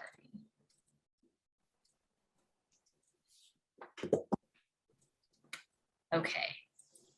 So you can kind of see, I know that for people who maybe don't see this that much, it's kind of overwhelming to look at this, but this line here is the northern property line roughly of this potential site. And you can see that there's space here, which we know is hill, and then sidewalk. So then if you move further down here, this is where Mr. Johnson lives, you can see that the right of way, the alley the sidewalk kind of encroaches. So there is more room here, down here to the west, to make some of those improvements that actually do improve safety and comfort for pedestrians by putting in the tree plot with trees than there may be further east. I will point out additionally, we do have an adopted by council transportation plan that does, call for improvements along roads such as Hillside, but that is not something that's, currently happening. I would say this is the parking area I'm mentioning. This is a pretty big parking area for three-ish, smaller scale rentals that are located here. And so then this site would have only driveway and then parking underneath instead of having all of this surface parking. But they would both utilize this.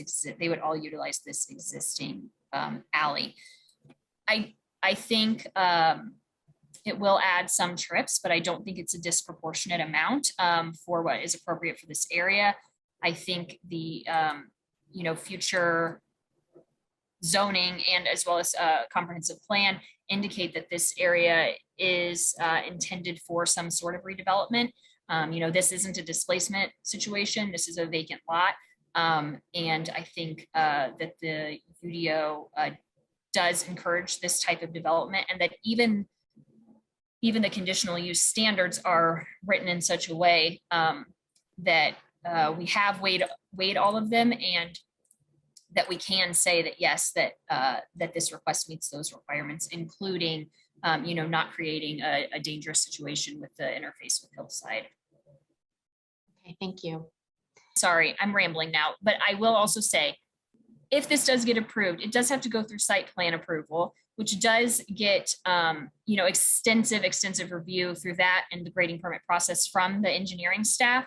And they would work with Mr. Hansen on what is a safe, if improvements need to be made to that alley, they will ask him to do that. And so that could be a benefit as well to some of the other property owners who currently use it.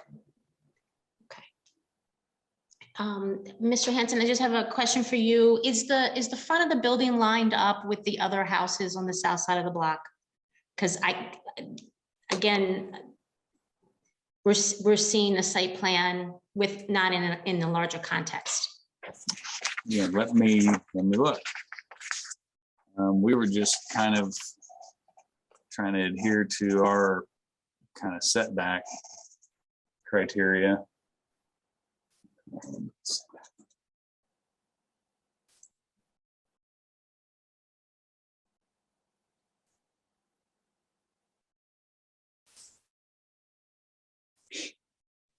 Hold on a moment, I'm pulling that other drawing back up.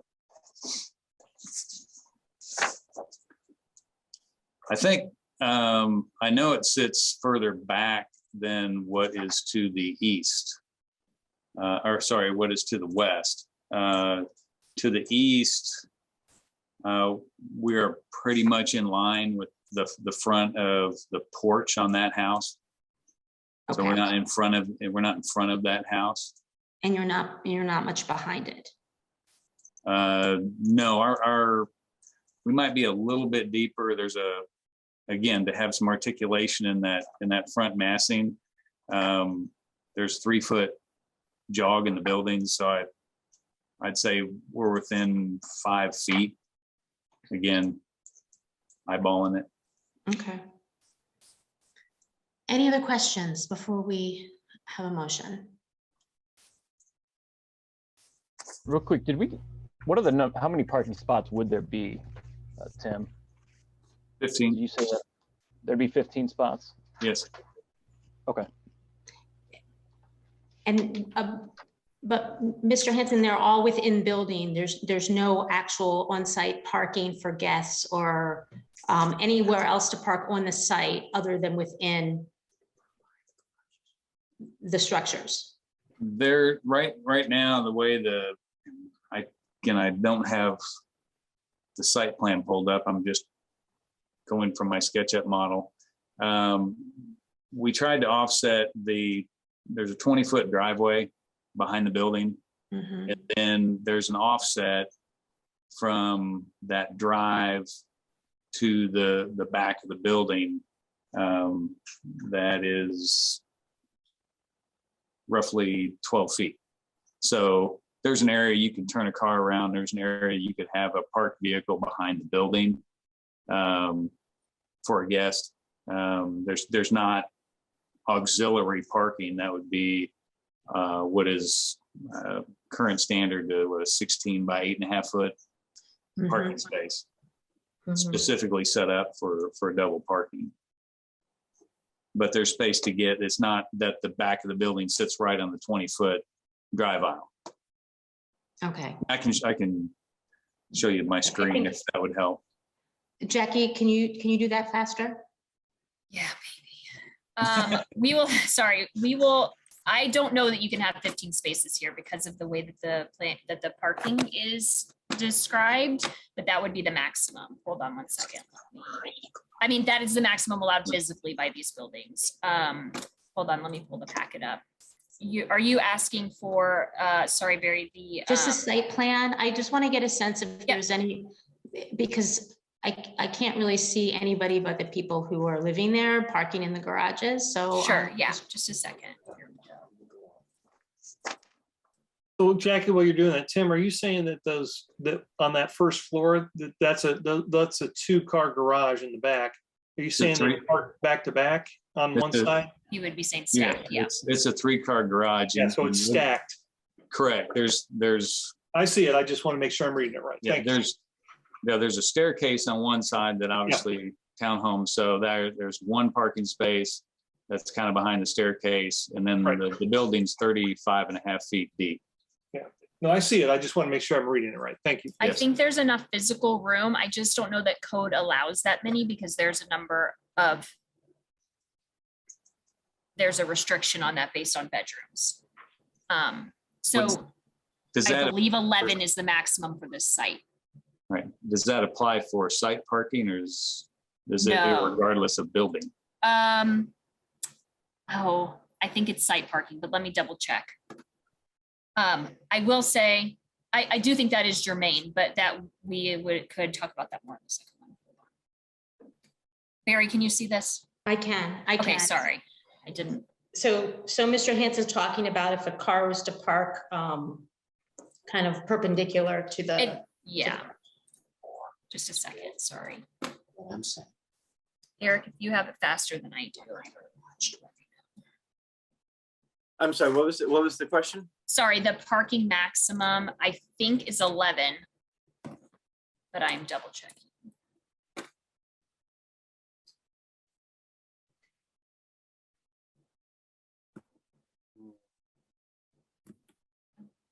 It's not a minimum. And that's dictated by the It's 0.75 per bedroom. So if he's got 15 times 0.75, the max is 11. Okay, that's right. Thank you.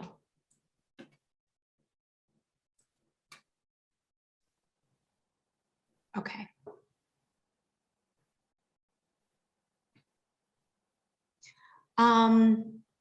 Okay, any other questions, please?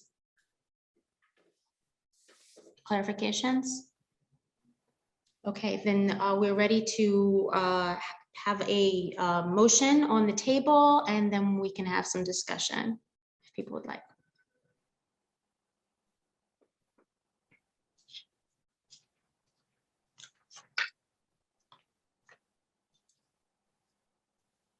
All right, Barry,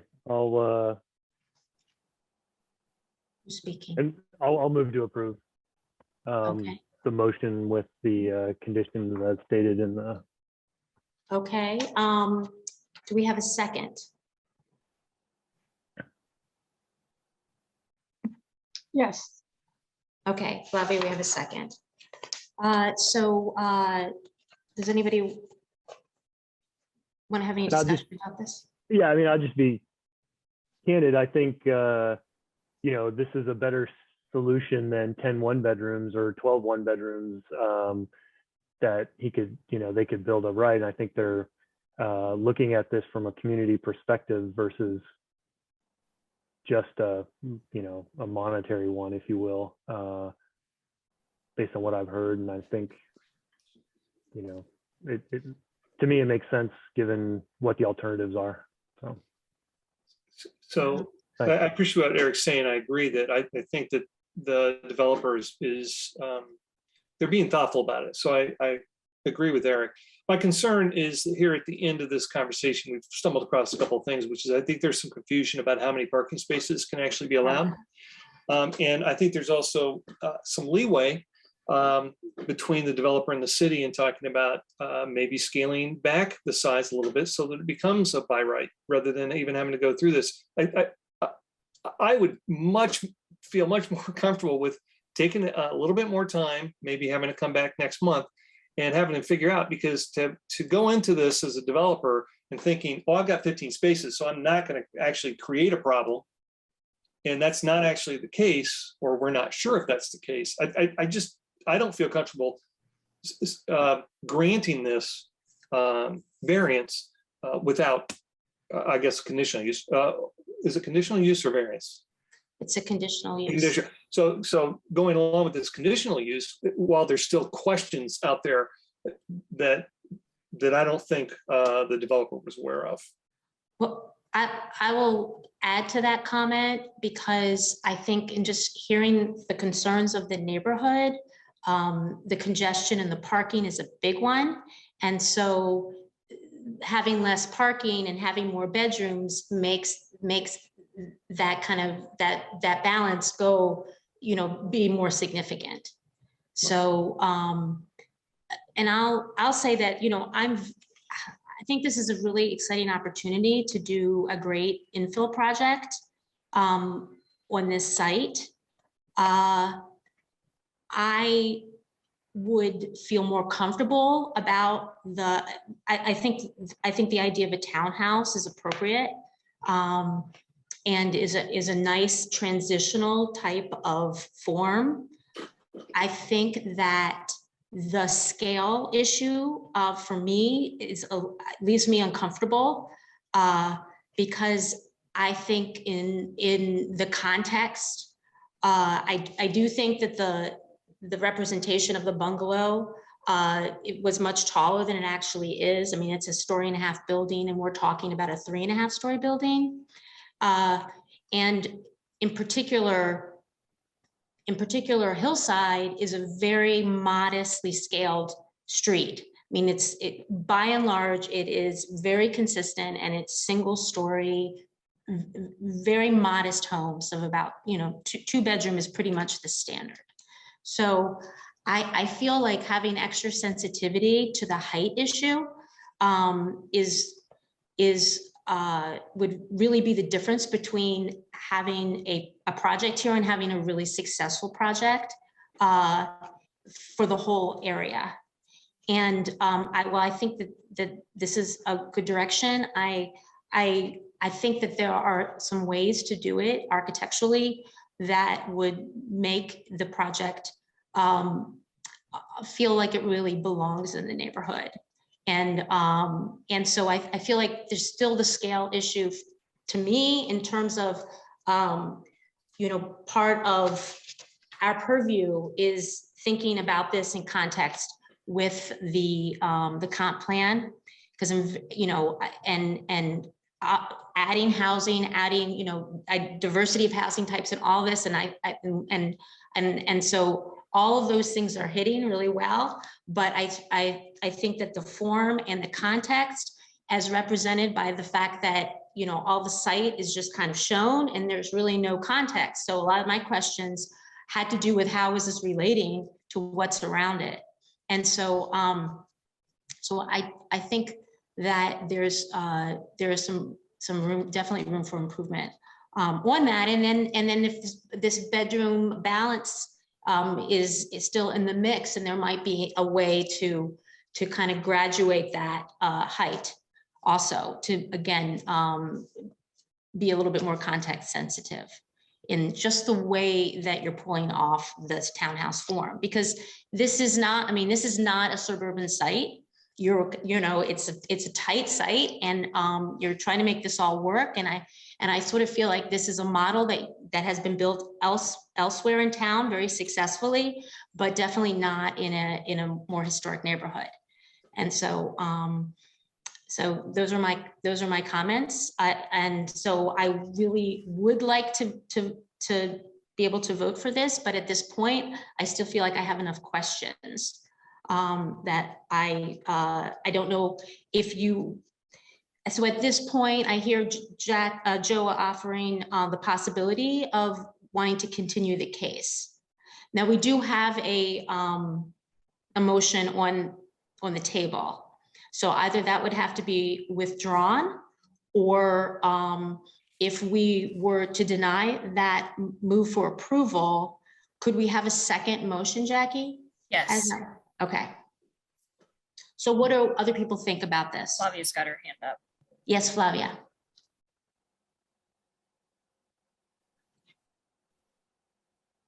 Sorry. So as I understand correctly, you know, we are the BZA, so we are here for, you know, a variance, not for design standards or how the building should work. I understand we have to make sure that it works with the comprehensive plan and with the UDO, and it needs to be compliant and work with both, which staff has proposed and said that it does work with what is designated for this area, particularly because it's close to the new Switchyard Park area, where we want a lot of walkability, people to be able to work and walk to work, and everything else. The parking situation, regardless of what we think and don't think, it will get caught. So planning will have to decide and make sure that the correct parking spots are there, the correct use of impermeable surfaces are there, that they will have to comply with all the building codes and UDO. So to us, it came as a concept of what they are trying to do, and the concept to me fits what the city wants, which is more housing. I can see 5 families living here. Yep. Because it's a 3-bedroom and it has a garage. So you can see families living there that are not able to afford a home, but they are able to afford rent. And they are able to walk to the park across the street. I think staff has done a fabulous job of showing us all that it can be, and that this particular project fulfill what they want. And that's why I'm voting yes. Details about how this is going to look, Jackie, correct me if I'm wrong, but is it still going to go to planning? Yes, that they will still have to get a site plan approval from us. This is just a conditional use for this. This is just conditional use. Okay, so yeah. We'll get a site plan review. So they yes, but I'm not saying it has a plan commission site plan review. I'm saying it has a site plan review. So I believe that staff level, But yes, all of the things that we've discussed that aren't really in the purview of the use, like impervious surface, height, bulk, those are addressed at the site plan stage, yes. So it will be addressed. But we don't know if those things are compliant, Jackie? No, what he is showing you is compliant. The number of parking spaces he can have on the site is 11. If he decides that's not enough, you will see him again and he will come in and tell you, I think I need 15 because there's no on-street parking, you know, the same basically argument that he's going to have for the next variance. As a person picking this up, I did not realize that he didn't know how many parking spaces were available, basically. So you may see him again if he decides that he can't build this project without 15 parking spaces. Or you to approve it, I'm saying. But I do want to clarify a couple things though, which is, you know, if a developer comes to us and asks for a variance or a conditional use, it is in our purview to question the design so that we can better understand how to make a decision, because we're being asked to make an exception to the rules. So what's interesting about this particular request is there is a way for this to be done without it being in front of us. The petitioner has chosen a plan that requires us to sit here and make a decision about whether we're going to say, okay, we're going to waive the rules so that you can move ahead with this development. Now, to be clear, I think the idea of this townhouse is a great idea, but I've been given information from the petitioner, from Tim, very kindly saying that, yeah, there is a possibility for me to do it many different ways, whether it's all single bedrooms or whether it's reducing the size of the building. That's my major concerns. I think that if we just rush ahead and say, yeah, we'll make a decision, you know, it's not our business, someone else will take care of it. That's not what we're really here for. We're here to look at this petition, and I would love it if it was withdrawn and comes back with a better plan, or never comes back because it's designed in such a way that it doesn't require either conditional use or variance. So that's kind of my standpoint, is that there is a way to move forward and have this development happen without us having to do something that I agree with Barry in the fact that the density is a little high and the size is a little large for this residential space. I just want to say, oh, Eric, sorry, if I can quickly, just for those who are watching, that this isn't waiving standards, right? You guys approve variances and conditional uses. In a variance situation, we're looking at something and saying like, this lot is strange. Weird things are, you know, don't jive with the code, and you need to be able to vary from those requirements. In a conditional use situation, that's not what we're doing. We're looking at the standards for a conditional use and saying, does it meet these standards? Those conditional use standards are, is it consistent with the comprehensive plan? We have said that we agree with the petitioner that it is in a focus area, it is on an arterial. Can it provide adequate public service and facilities for this use, such as street, potable water, sewer, stormwater? This is in town. It can provide those things. Minimize and mitigate adverse impacts. Are there natural, scenic, or historic features of significant importance on this site that are being, you know, harmed? There aren't. Does this particular use create nuisance by reason of noise, smoke, odors, vibrations, objectionable light? Like, that's what we're looking at. It isn't that we're waiving.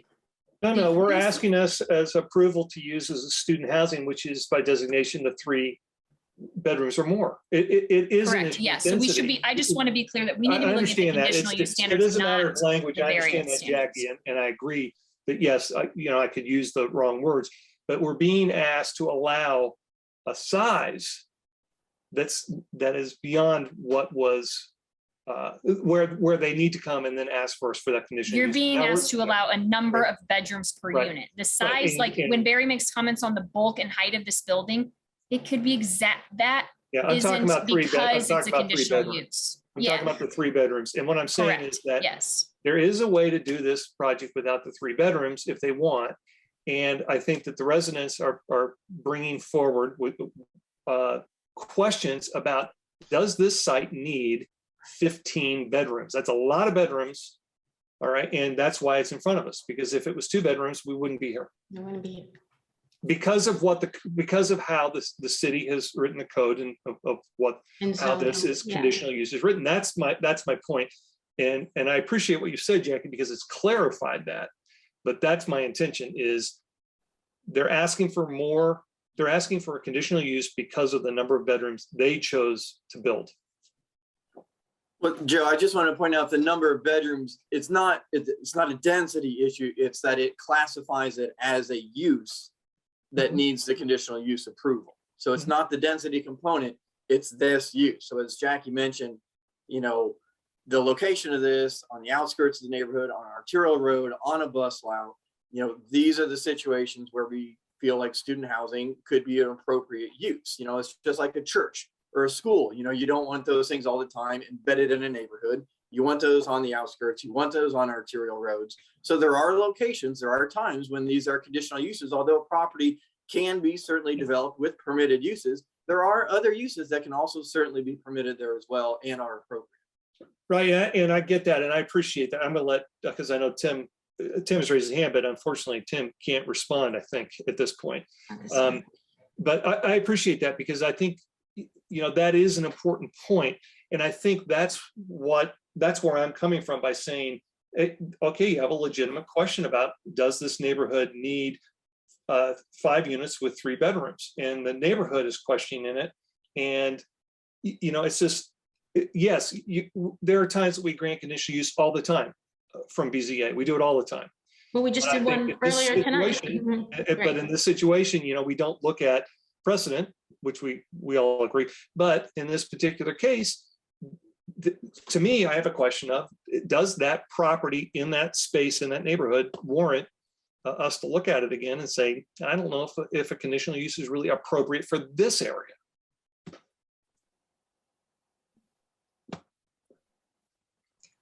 So we have a motion on the table. We can move forward to vote on this. No, sorry, motion. Tim Ballard's had his hand up for Oh, a I'm while. sorry, Tim. You I'm can't sorry. speak. I thought the petitioner couldn't speak. Tim. Oh, I'm sorry. I was wrong. Yeah, wrong Tim. Sorry. Our new sorry. commissioner. Yeah, no, thank you. Just in brief, I can appreciate the concerns of the neighbors in that neighborhood, but I also appreciate the consideration that's gone into this entire plan from the start. It seems. I think the fact, and Jackie, I appreciate you looking that up because, you know, I'm a numbers person. Data drives a lot of things. So the data behind this saying there's a large rental percentage within that area obviously means there's investors in that area as well as owner occupied. And while I appreciate the owner occupied concerns, I also think there's from the investor perspective of this, the fact that they've checked all the boxes on the conditional uses per the comprehensive plan. I think it's the concerns about safety and things like that. Is there data backing that up? Like, is there more accidents in that? We know it's busy. Everybody knows it's a main artery of the city, but is it just public opinion that we think there's safety issues, or is there concrete data that backs that to say, no, this would make it more dangerous if we have 15 more people living in this particular space? I mean, that's just a question I want to put out there versus, you know, people's opinions on it. And I think just one final note is what Joe, you know, you've been sharing about, you know, taking this into further consideration. 11 parking spots versus 15 to me, and looking at 1501 and 1503 right around the corner, the fact that they have a very large parking lot area there too. I don't in particular see how a few spots is going to really impact the parking that much more. It seems, you know, pretty small scale. If this was 50 or 75 parking spots, it'd be different. So those are just kind of some thoughts I wanted to share. Thanks. Thank you, Tim. Jackie, can we follow up? Do you have any information about the traffic and the safety of that intersection or concerns around that intersection? I know the traffic count on that portion of Hillside is about 9,000 a day right now. Eric, I don't know if you found anything else. No, I mean, I think we've heard in other settings from engineering staff when we've had questions like this at planning commission meetings, you know, the idea that 15 potential cars are going to tip the scale of safety at this location, I just don't think a professional engineer would agree with that.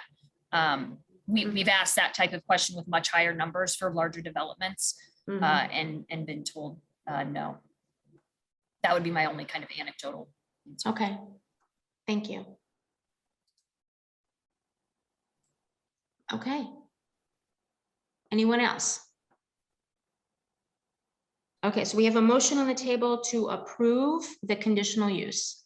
With the conditions in the staff report. With the conditions, the two conditions, I believe, in the staff report, which is to be limited to the maximum of 5 units and a maximum of 3 bedrooms per unit as submitted, no other use approved. And number 2, a grading permit is required before construction can begin. Correct. Are you ready for a roll call? Let's do it. Great. Burrell, Yes. Coyne, Yes. Clapper, No. Throckmorton, No. Ballard. Yes. 3-2, thank you. The petition passes. Okay. So we are on to our second case involving this property, which is V-23-21, WS Property Group. Staff report, please. Great, thank you. This is also the property located at 106 East Hillside Drive. I would also like to address the addressing when the letters went out was not incorrect. At the time, the assessor had this property linked with the property you can see immediately to the east here, 110. So they shared an address, but since there used to be a house here, they previously were unlinked. And in between the time of filing and the letters being received, they unlinked them again. So it is 106. It is the vacant lot only. The petitioner is requesting a variance from the required 20-foot front yard parking setbacks for the construction of the building we just discussed, which is 5 3-bedroom townhomes in the RM zoning district. Here is the site plan that you saw with the previous petition. And again, they would be vehicular parking on the first floor with access from the south side. The staff finds, again, this is a variance request, development standards variance. So there are 3 approval criteria. The approval will not be injurious to public health, safety, morals, and general welfare. No adverse effect to the user. No adverse effect is found in allowing for parking to take place in the building. As we heard on the last petition, the building is roughly, I think, just under, I believe, 35 feet deep, around 32 feet deep. So any parking inside of the building would not meet the 20 foot setback. Even if, as Mr. Hansen said, a second tier of spaces would still not quite meet. So any parking to be allowed in the building, which is pretty standard in townhomes, would need a variance request. Again, in this area, as we've said, there is no on-street parking opportunities along Hillside or in the immediately adjacent road to the west, which is Walnut. So on-site parking is appropriate. And because of the limited depth of this parcel, having surface parking behind the building is not feasible, which was the original plan, as Mr. Hansen described, with the original stacked flats design that they were going to use. Realized the property was slightly too short to allow for adequate parking maneuverability behind the building, and redesigned to allow for parking inside the building. Again, no on-street parking available at this location, ground floor parking being typical for this type of development. Also wanting to be sensitive to something that we hear often, which is a concern about being worried about a limited supply of on-street parking, even though in fact it is for all members of the public. So allowing on-site parking here to help mitigate some of those concerns as well. So the department recommends that the Board of Zoning Appeals adopt the proposed findings discussed in the packet and approve V-2321 with the conditions that grading permit will be required before earth movement can begin, and that building permit must be issued prior to construction. I will reiterate that the current code only allows 11 parking spaces here. Even with the 11 parking spaces, obviously this variance is still needed. So, so the variance does need to go forward, even if Mr. Hansen determines that he needs to come back to ask you for those additional parking spaces. And I can answer any questions. I probably already said that, sorry. Okay, thank you. Mr. Hansen. Thank you. My name's Tim Hansen with WS Property Group. You do not need to be, you're already sworn in, so you're good to go. Just Not for 20 minutes. making sure. This, I guess, as petitions go, is a gray area, at least for me. We started this a long time ago, looking at the property, started working on the townhome project, and again was working with staff on a, if you will, by right project. And from April through the course of about 17 emails into June, work through the issues of the front yards, the setbacks, the staircases, the sidewalks, etc. And basically got to where we were comfortable that we had a by right petition and met open space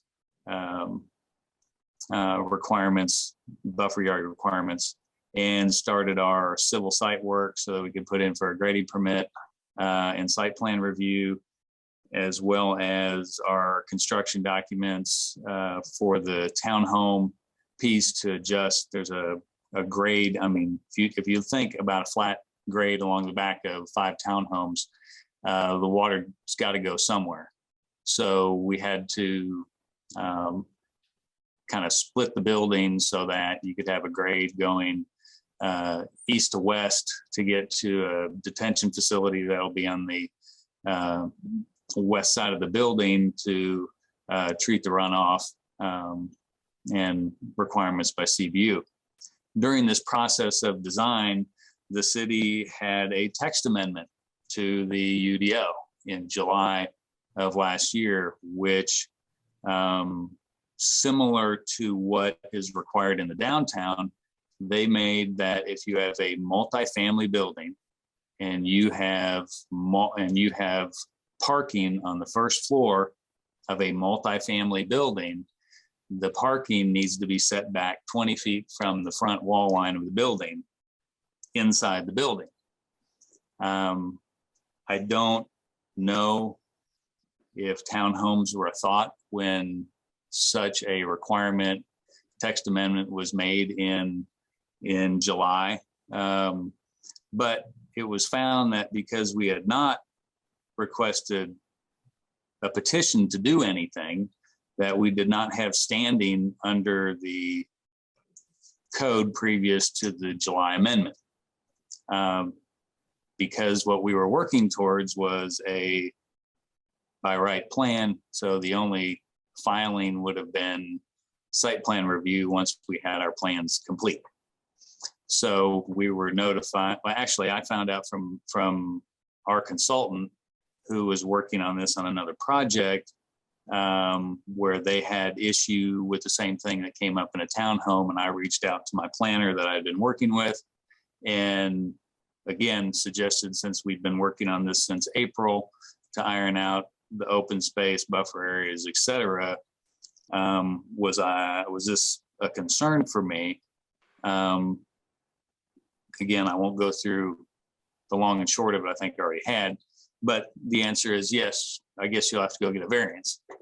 So that's what led me to your doorstep to allow parking within 20 feet of the front wall line in a townhome. I mean, I'll somewhat add to that uniquely in the code.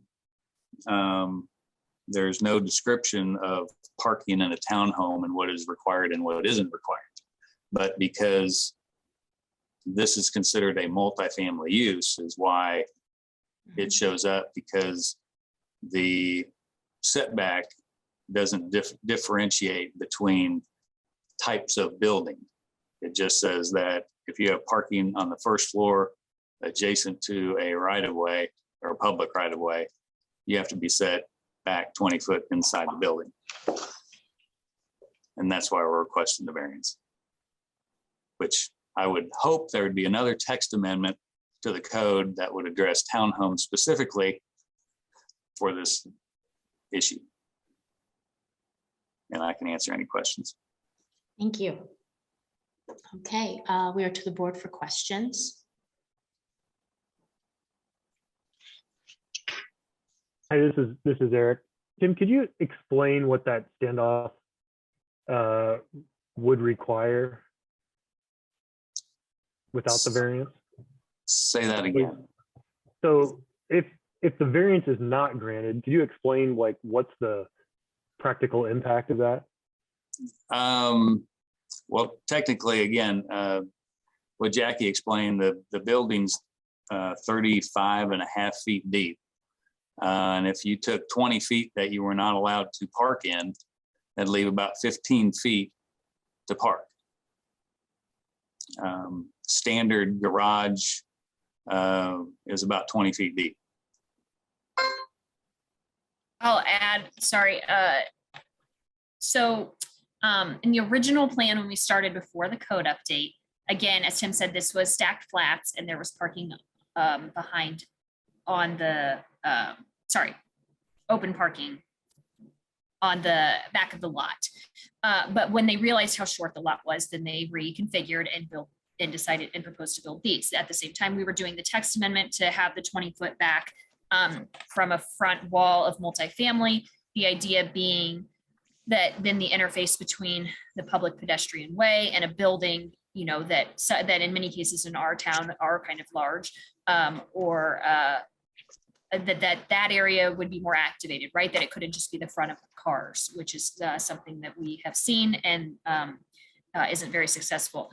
To Tim's point, this hasn't been, we didn't scale it. So because this is technically multifamily, it also can't have parking within 20 feet of the front. The building's only 35.5 feet deep. A standard parking space for us used to be 18 feet deep. We now allow 16, but 18 is pretty standard. So if you cut off the front 20 feet of these buildings and as availability for parking and leave only 15, then there really is no opportunity for parking on this site the way that it is designed, because there is an opportunity for I don't know why I can think of the word for like little parking lot in the back. Anyway, there isn't opportunity for parking in the back, and then there wouldn't be really room for parking in the building either without the variance. So the reason, so it's the building type that's creating, it's the building form, this typology that's creating the difficulty with the parking being satisfied any other way. And the depth of this lot, because surface parking is the term I've been eluding me, because surface parking would be typical for multifamily use, you know, is often what people use, and there just is not room for that here. So yeah, I think a combination of both things.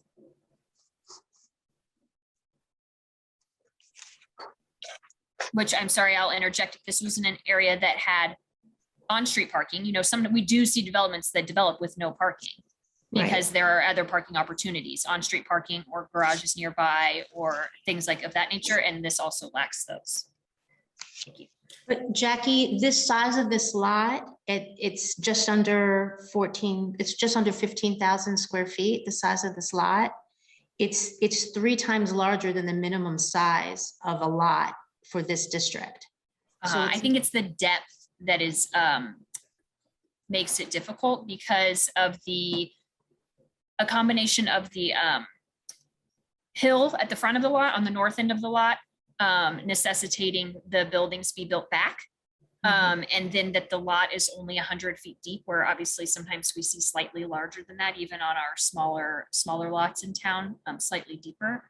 That because the buildings have to be built further to the south because of the slope on the north end, and because there isn't that extra cushion of 20 feet or so at the back, that then it squeezes the area areas required for buffer yard and building and parking setback into no parking available for surface parking.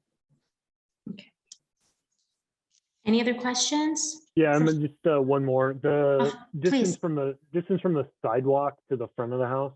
Just kind of curious. Is that for me? Yeah, sorry, Tim. For you. If you look at what Jackie has on the screen, Yeah, and this may give some perspective to Barry. Sorry. Sorry. The 10-foot building setback that's shown there, and part of what led to this being foreshortened, if you will. Well, to answer your question, you were saying from the sidewalk to the building.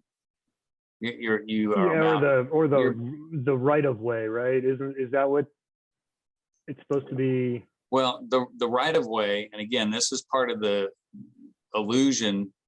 Illusion's not right, because there's. If you look at the drawing she brought up from the GIS and talking about right of way, if you look at where the property line is depicted, which kind of has the green balls on it on the east and west side, and it's just in front of the sidewalk, where that actually falls is almost right on top of the retaining wall. And the GIS showed that further back, and it also showed that the rear yard, if you will, went to where the electric boxes were on aerial. That isn't reality. What reality is that it's not behind the wall, it's right on the wall. So as part of our requirements, and again, to answer kind of from the last petition, I don't really want to go there, but the typology for this road is urban. The use for the right-of-way of Hillside is urban. The urban right-of-way is wide. It provides large sidewalks. It provides offset from the travel way. So you have a 5-foot green strip and you have a 7-foot sidewalk as part of this. So it's not so much the setback, if you will, that has pushed the units back. It's putting the requirements of the 5-foot tree lawn, the 7-foot sidewalk, and then transitioning grade up in some cases 6 feet, and you can see the staircases to get up on a level surface that is level with the surrounding areas.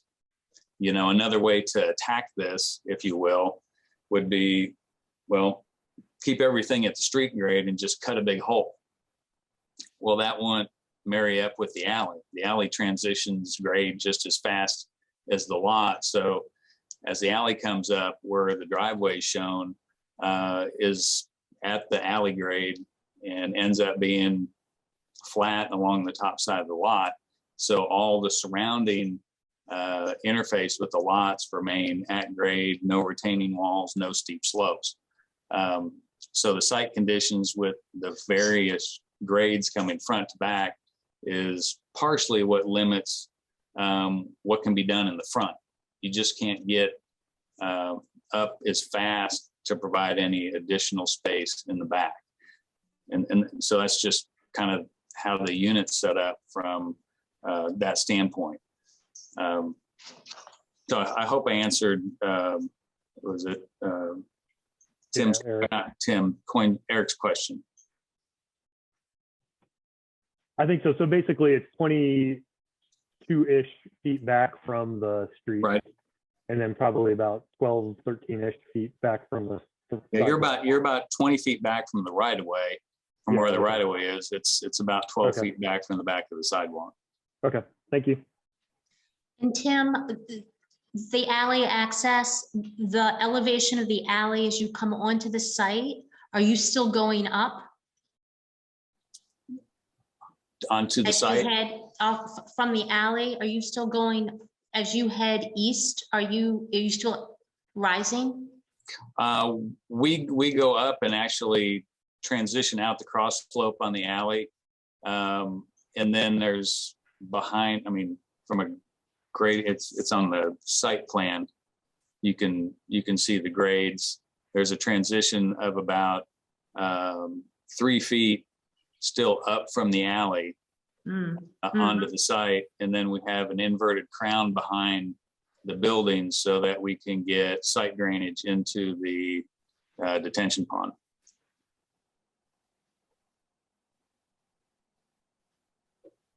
Do you have the grading plan, Jackie?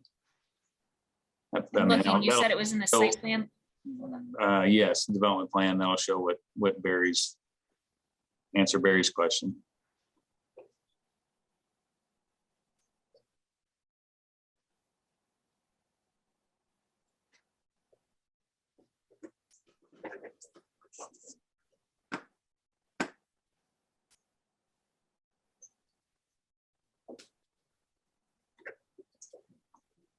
Sorry, I'm looking for it. It's just I don't think I saw it in the packet. Page 25 of the packet. Of the packet? Yes. Can you put that up, Jackie? Yep. Okay. Just gotta-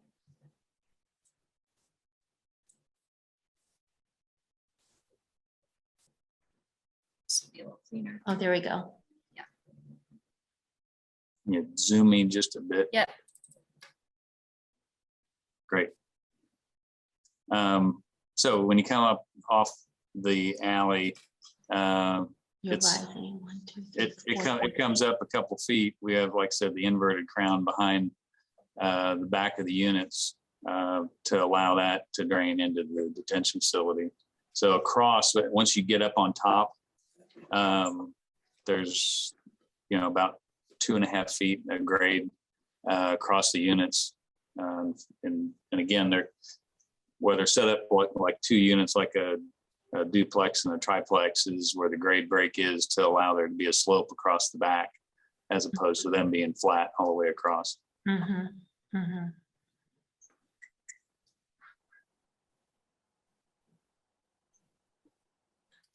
Just out of curiosity, did you consider at all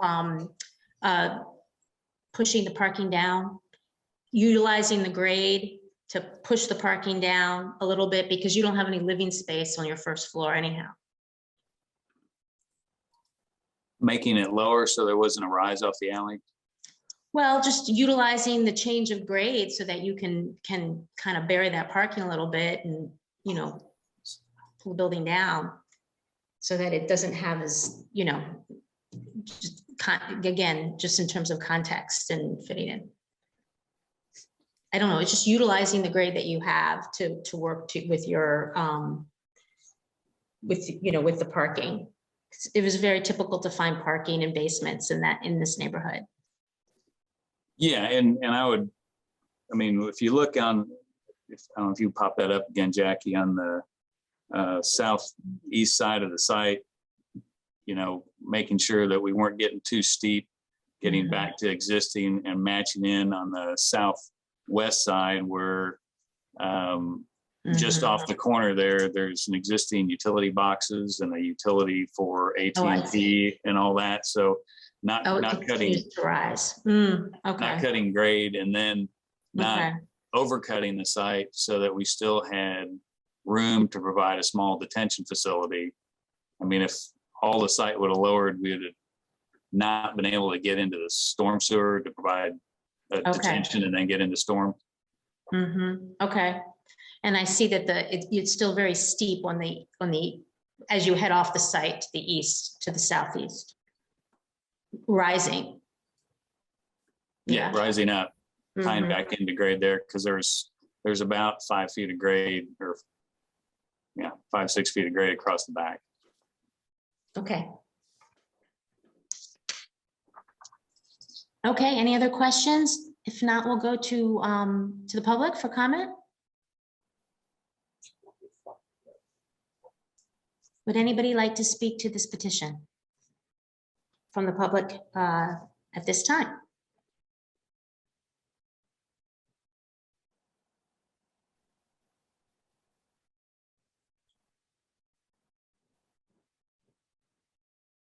No takers, Jackie? I don't have anything. Okay.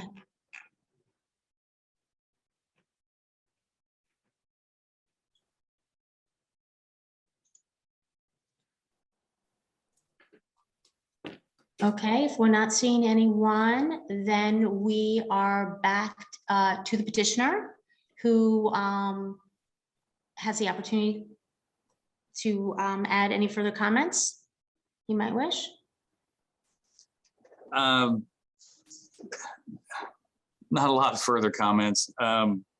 One, again, this isn't the job of the BZA to look at text amendments maybe for a townhome to adjust.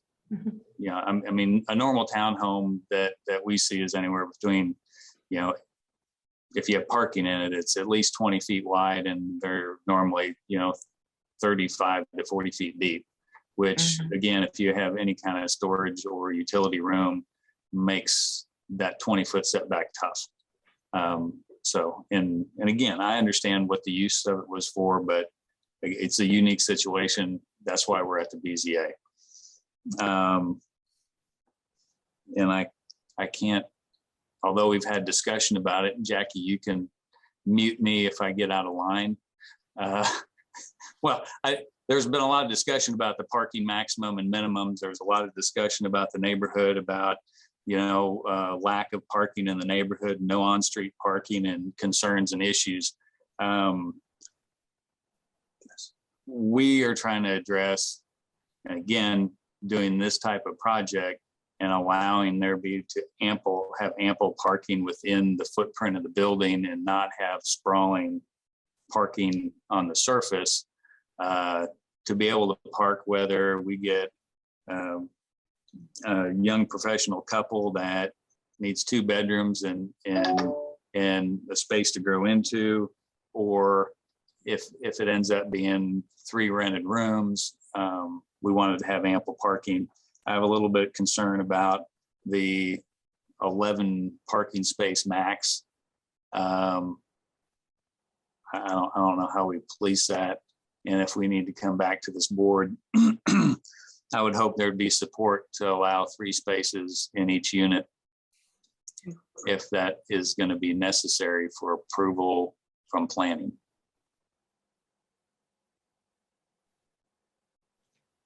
Well, that will be for another day, Tim. Yes, no, I understand. There was a lot of discussion kind of thrown out there at the end, so I just wanted to address it.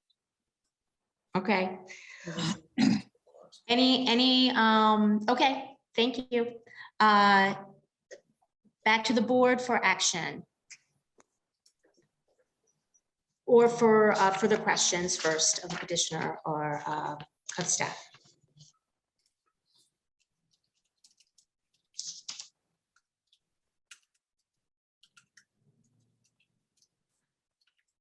All right, I'll move to approve the recommendation from the staff with the conditions noted. Do I have a second? Thank you. I'll second that.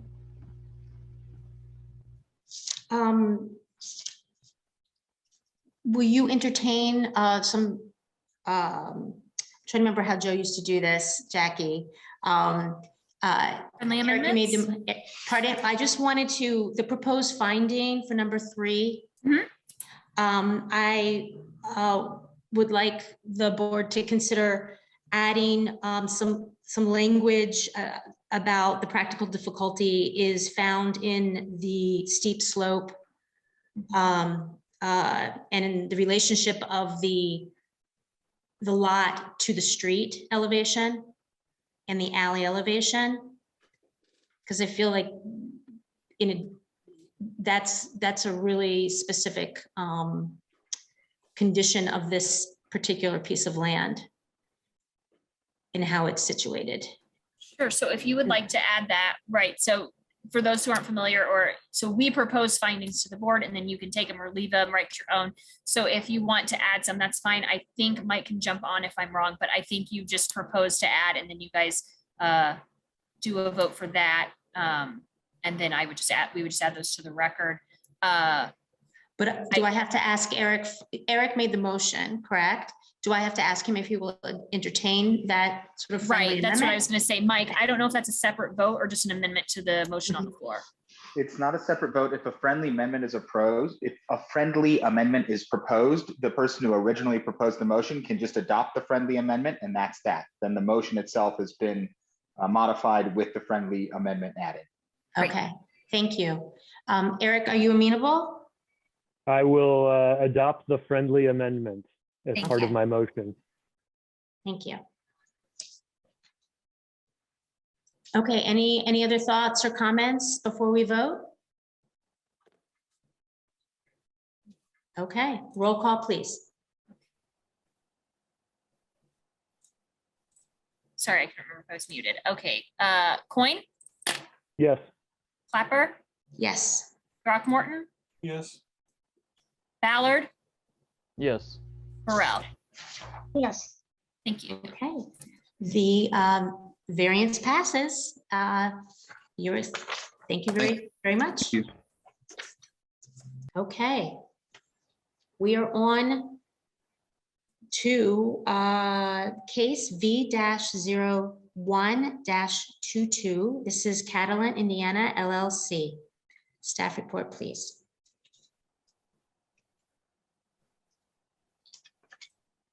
Thank you. This is a request from Catalent for a property that they own at 1600 South Rogers Street.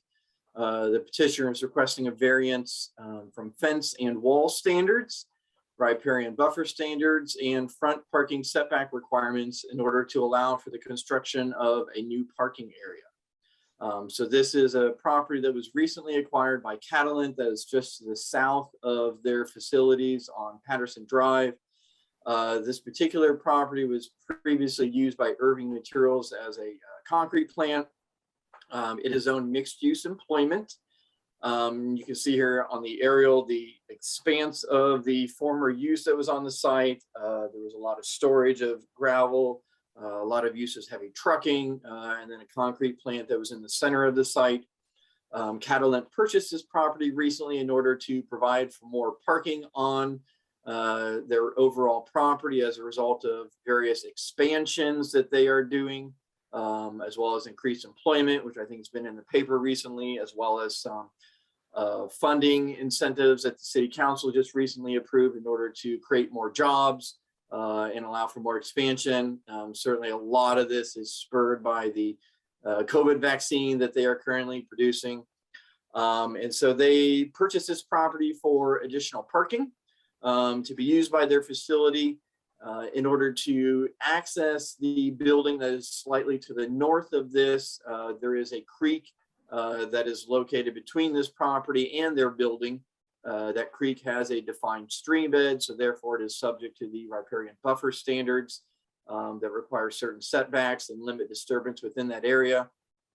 So the petitioners would like to construct two walkways that connect the parking lot to the building and the facility to the north, so that the users that park here can access the building. So that is one of the variances in order to allow that disturbance within the riparian buffer. The petitioner is also requesting a variance from the front parking setback standards because the Unified Development Ordinance requires that parking areas be located 20 feet behind the front of the building. So you can see here on this illustration that kind of matches the aerial photo with the site plan. The actual Catalent building is just to the north of this. So you can see where that closest building face is, closest to the road. That would require parking to be 20 feet behind that. So the petitioners would like to have some of the parking that is on this site closer to the street than the setback would allow. There's still several hundred feet between the parking area and the street. However, it does not meet the technical setback requirements of 20 feet behind the front of the building. In addition to that, one of the other variances that they are requesting, which is similar to the other variance petition that is on the agenda for the board tonight, and this goes along with securing their facility as part of the government contract that recommends that it be constructed and secured with a 6-foot tall fence, is to have that fencing around this parking area. Again, because the building is set back so far from the street, they cannot meet the requirement of the Unified Development Ordinance that restricts fencing between a building and the street to no more than 4 feet in height. So they would have the fencing around the parking area. As I mentioned previously, it would still be located several 100 feet back from the road. And this would be a 7-foot tall chain link fence surrounding the parking area that would tie into the rest of their facility. So with this expansion and the new parking area, certainly they have to landscape that to all of our requirements. So the petitioner has submitted an extensive landscaping plan. The landscaping plan specific details will be reviewed with the minor site plan that they have applied for. We have not identified any issues with meeting all the requirements of the UDO for the parking area. They meet the setback requirements. They've got ample room in order to meet the landscaping requirements. They have rain gardens installed within the parking area as well. There is a sidewalk that is being shown here to run through the site that will connect out to Rogers Street. That will allow users to walk through the site, through that sidewalk, and then access the walkways across the creek to access the building. So with that, certainly as the board is aware, there are findings that we need to make recommendations on. Those are outlined in our staff report. Real quickly, I'll just kind of briefly go through those. The riparian buffer variance, the stream that runs along the south side of this building was a man-made stream that was constructed a long time ago when this building was constructed, and is basically just a localized drainage channel. But it was man-made when this went in, and has been heavily disturbed in the past, both through a railroad spur that went through this area, as well as with the development there. So the petitioners are simply using 2 elevated walkways, so the disturbance will be very minimal. We've got a condition of approval that deals with any trees that are removed to be replaced as well. And as I mentioned, we'll be looking at the landscaping plan with the minor site plan approval. In regards to the parking setback variance, as I mentioned, the building is set back significantly from the street, which does make that very unique in this situation here. And the parking as well, as I mentioned, will be located several 100 feet back from the street as well. So, that is certainly a unique characteristic here as well, which also goes along with the fencing requirement. The location of the building so far back from the street, really presents a difficulty there with securing this in the manner that they have been requested to as part of their government contract. So there are certainly several unique characteristics about the property itself that present a practical difficulty with meeting the code requirements. So with that, we are recommending approval of this particular petition with the 4 conditions that are listed in staff's report, and I'm happy to answer any questions. Thank you very much, Eric. Petitioner's representative or petitioner? So that would be William Riggert. Saw him here. He's here. Bill? Sorry, I'm trying to find him on my screen. There Okay, he is. I was having problems unmuting myself, so. Okay. Hi, this is Bill. I'm Bill Riggert with Bledsoe Riggert Cooper James. Thank you. Do you swear to tell the truth, the whole truth, and nothing but the truth? I do. Thank you. Okay, you have up to 20 minutes. All right. Well, I think Eric's covered everything. The only thing that I wanted to add is part of our riparian buffer request is there are 3 25-foot sections of the riparian buffer we are required to provide. And we're requesting, as part of our variance, to not have to do the outer third 25 feet. And where it lines up is exactly where the edge of the existing IMI site has disturbed. So we would preserve the 50-foot buffer that is currently there as part of that variance request. Aside from that, everything else we find acceptable. And I think there was one part of the let's see, I got to find it here. There was an item about seeking DNR approval for the bridges. That doesn't apply here because we're less than a square mile of upstream flow. So the DNR would not regulate the bridges, but we will deal with the DNR out on Rogers Street where it's in the West Branch Clear Creek floodway. So we'll make sure we follow those requirements. Aside from that, I think we're happy with everything else. Okay, thank you. You're welcome. Questions from the board of the petitioner or staff?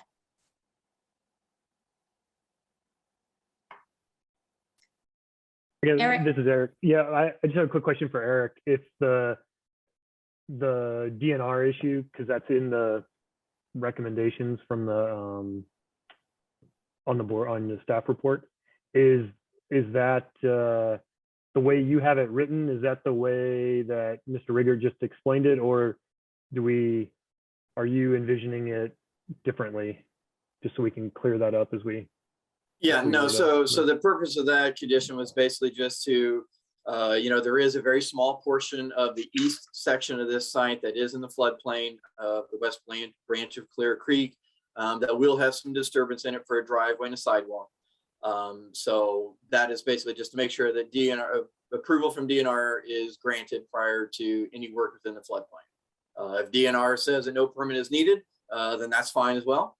But it was mostly just to call attention to the fact that there is some work within the floodplain happening, and to make sure that proper approvals are obtained for that. Thank you. Thank you. Eric, do you mind just showing us the part of the riparian buffer, the site plan? Do you mind just showing us where that is?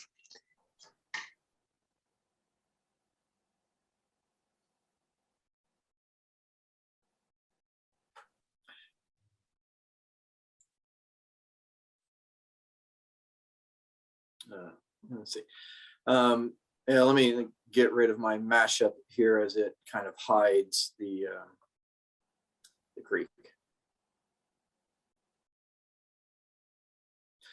So the blue line there represents the creek and the stream bed that runs through there. That does have a defined channel, so it is subject to the riparian buffer. As Bill mentioned, you can see where the tree line stops and the edge of the gravel is. So that's the top of that approximate 50-foot buffer. So what they would be proposing within that 25-foot buffer that extends beyond that is some of that parking, and then for the walkway. So the area that they're disturbing now has already been disturbed and obviously pretty heavily disturbed by the concrete plant that was there. So we'll work with them to get fresh plantings within some of that area. So that is for the specific area that's being requested. Okay, thank you very much. Anybody else have questions? Okay, seeing none, we are to the public for any comment. There's something in the chat. What is that?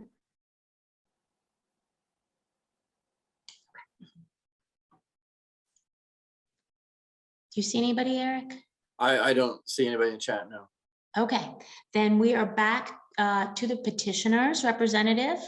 Mr. Rieger, do you have anything to add?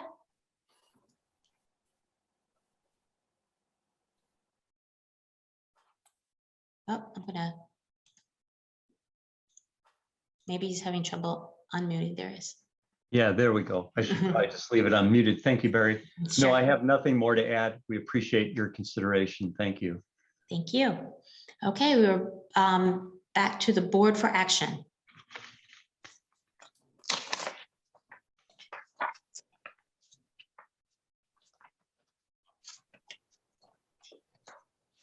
Anyone? Well, I will once again move to approve with the conditions that the staff put forward. So, thank you. Okay, thank you. A second? I second it. Okay. Any discussion? If not, we are ready for a vote. Thank you. Eric Coyne? Yes. Ballard? Yes. Burrell? Yes. Throckmorton? Yep. And Clapper? Yes. Okay. That Motion. is approved. We are on to our final case of the evening, V-02-22 Catalan Indiana LLC. Take it away, Eric. Thank you. So again, this is a request from Catalent. This is for another piece of property that they recently acquired that is adjacent to their main existing buildings. So the petitioner, this is for the property on Strong Drive. The petitioner is requesting a variance from fence and wall standards and variance from architectural standards in order to allow for an addition to the building. So this is the building that was formerly occupied by Best Beers. As I mentioned previously, the petitioner is expanding their facility production as well as employees as a result of manufacturing the COVID-19 virus or vaccine. And so they are purchasing this building, and they need this for additional storage, for freezer units, as well as just overall production and storage needs for their facility. So the site has been developed with one large warehouse, parking area on the south side. The petitioner is proposing to construct a quasi addition to the north side, as well as an actual addition to the south side. The addition on the north side would be for some exterior freezer units. These would be self-contained freezer units. And the petitioner would be constructing a wall around this area to secure those, as well as to connect that to the building itself. There would be, I think, approximately 50 or so freezer units constructed on the north side. These would be freestanding.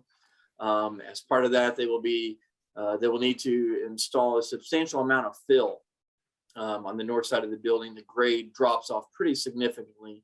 The Best Beers building is located up on a hill, and there's a good 30 feet of elevation change, if not more, as you move north across this building here. And then they will also be constructing an addition on the south side of the building, again, for storage units. So the petitioners are requesting a variance from fence and wall standards. This is similar to what I just mentioned on the previous petition, as well as a similar variance that was approved 3 years ago, I believe, or 2 years ago, for fencing around this facility. As part of the government contract, they are recommended to have a 6-foot tall fence surrounding and protecting the facility. So the petitioners are requesting that variance in order to allow for a fence to be constructed around those freezer units, and then would wrap around the property as a whole and extend along the south side, and then tie into a fence on the west side. As part of the fencing request, there's also a fence on the west side of the property that contains barbed wire that they would like to remove and replace with new barbed wire. And then the third variance request is related to the architectural standards. Within the ME district, there are certain architectural standards that apply to buildings that would include additions.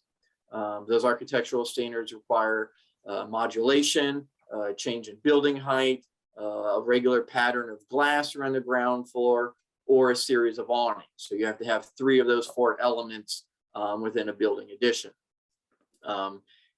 The existing building, and I'll show you here, you can kind of see, hold on, there you go. This is kind of a good view of the existing facility. Obviously, this was built way before the current UDO requirements. This was built 30 years ago or so, when Best Beers moved into the site as part of the redevelopment of the Thompson factory, the old RCA facility. So it was designed very much as a warehouse. So it's very difficult when you've got a facility, a building that is designed in this manner, to construct an addition that meets any of our current architectural standards. Obviously, those architectural standards were designed more for commercial and office buildings. So it's very difficult to meet those standards when you're trying to do an addition to a building that is very far out of compliance. So that is one of the components of their request. So this is kind of a zoomed in picture of the site plan showing the north half of the property. So this is showing the freestanding freezer units that would be on the north side. As I mentioned, they would be constructing a wall surrounding that, both to protect the freezer units, but also to meet some of the architectural standards that we are looking to accomplish for buildings. So the addition for this wall The petitioner looked at several different elements and designs for how they could secure that. So they have proposed a masonry wall that has kind of two different elements with that. Hold on, let me get to that. There you go. So this would be a mix of a solid decorative CMU with more of a perforated decorative element as well. So it would have two different looks to it. So this is a masonry block that, as you can see, has kind of a decorative element within it. And then the flat would be more of your typical split face block that you would almost see, that would have defined masonry lines that run horizontally and vertically throughout that. So it would look and be very similar to an approved or an allowed masonry element. So they are proposing that surrounding the freestanding units. And so this is an elevation kind of showing how that would look from the ground. As I mentioned, there's a substantial amount of grade change as you move north on the site. So the current proposal and rendering would have kind of a small terraced design to it in order to alleviate some of the height and massing of that wall. That would allow for some fill along the base of that, and then two sections of wall so that it is not so imposing and massive. So this wall element is also something that would be replicated on the south side of the building for the addition that they are doing there. There's some screening elements that are being installed for some utilities that are external to the building. And then those wall elements would be implemented around the corners of some of the addition in order to help tie it together and give it a uniform element and design. So you've got some vertical elements and then some horizontal elements as well that kind of try to replicate some of the modulation and change in building height that would be typically required for a new building or a new addition with the facility. So again, with this would be an addition to the building. So it would have to meet some of our limited compliance sections, which would require a sidewalk along Strong Drive, as well as landscaping throughout the property as well. So with that, as with the last petition, we are required to make positive findings based on the criteria that are outlined in the staff report in terms of the peculiar conditions about the property. Real quickly, just going back to the site plan, you can certainly see one of the unique conditions about this property is that it has road frontage on three sides. You've got Allen Street to the north, and then Strong Drive wraps around and encompasses three sides of the property. Again, with the previous petition, the building on this site has been located at the far, as far from the road as you could probably almost have gotten it when it was designed 30 years ago. So it's very difficult, given the location of the building and the current constraints and the requirements of the government contract, to construct a fence that meets any of our standards and also meets the standards and the requirements that are outlined in their government contract to provide adequate protection and security. So the location of the building and the fact that it has three road frontage on three sides certainly presents a practical condition, a peculiar condition about the property that makes it difficult to meet the fencing requirements and the requirements of the government contract. Also, as I mentioned, the design of the building does not lend itself towards the architectural standards that are in place currently. It was built previous to the current code, and there's just really not a way to implement those standards in a practical manner that would allow the building to be added onto and allow improvements to the property. All of these things would be bringing it closer into compliance with current code. So that is certainly a benefit. So we are recommending approval of variance from the architectural standards and the fencing standards for the proposed 6-foot tall fence. So the 6-foot tall fence would be similar in design to what was approved just across the street. That would have brick columns spaced every 12 feet apart with landscaping at the base of that. The last variance that the petitioner is requesting for the barbed wire, though, we do not find that there is practical difficulty in that regard. 6-foot tall fencing, or even an 8-foot tall along some of these portions, certainly is enough to provide protection. Barbed wire is just not a fencing material that is appropriate within the city or is something that we want to further promote. Certainly, if there's a situation or an instance where we can bring a non-conforming situation into compliance, we want to do that. And there's nothing unique about this property that does not allow for them to still protect it in the manner that they need to without the use of barbed wire. So we are not recommending approval of that variance itself.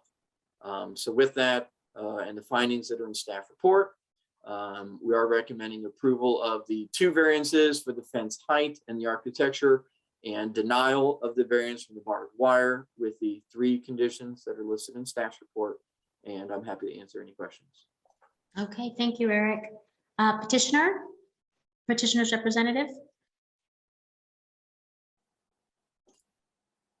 Okay, Bill Riggert again. Yes.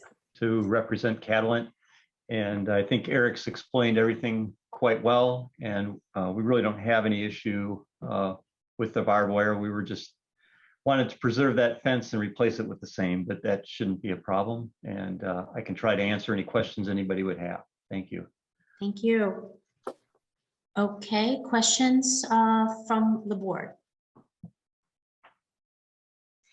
Eric, just a technical question. So the recommendation is for the approval of 2 variances, the denial of 1. So will we do that in separate motions or all together? Only if you disagree with our findings. So okay. if you make a motion to approve the petition per staff's findings, that would be approval of the 2 and denial of the other. Okay, okay, thank you. Anybody else have questions? Just another one, Eric, and maybe for Bill too, is there consideration of integrating some landscaping with the retaining walls, structures? Because it looks like there's an opportunity for that. Yeah, so they are required street trees along that side, and that's something that I've discussed with them as well. Is some heavy landscaping. You know, so that is something that we will pursue with the minor site plan approval, is getting in as much landscaping along that area as possible. You know, that's certainly a concern of ours as well. So we'll continue to work with them to get in as much as we can along there. Okay, thank you. Anybody else? Okay, then we are to the public. Is there anybody here who would like to speak to this petition? It looks like we have Mr. Lockley. Oh. Good evening, Mark Lockley. Please, yes, I'm sorry. Can you state your name again? Mark Lockley. Mark Lockley. Do you swear to tell the truth, the whole truth, and nothing but the truth? I do. Okay, you have 5 minutes to make your comments. Thank you. I am an adjacent property owner directly to the west of the formerly Best Beers building. And I am in support of Catalent making these changes to the building. I would like to add a couple of things and be included in some of the conversation as far as the property line that we share as it comes to landscaping and how that is going to look. That has not been shared with me. And if you look through the petition, there really isn't any detail along this property line that we share that's, I think, about 600 feet. The other thing is I wanted to be assured, I've had conversations with Catalent concerning this, but one of the things that I want to make sure is that we do have the ability to connect to the city sidewalk per our approval December of 2019, when we brought this parcel in for a redevelopment petition. And no, we're excited to see Catalent grow and expand, and they've been incredibly good neighbors. But again, we do want to be included in that discussion, have those 2 major concerns addressed. Thank you. Thank you. Anyone else from the public?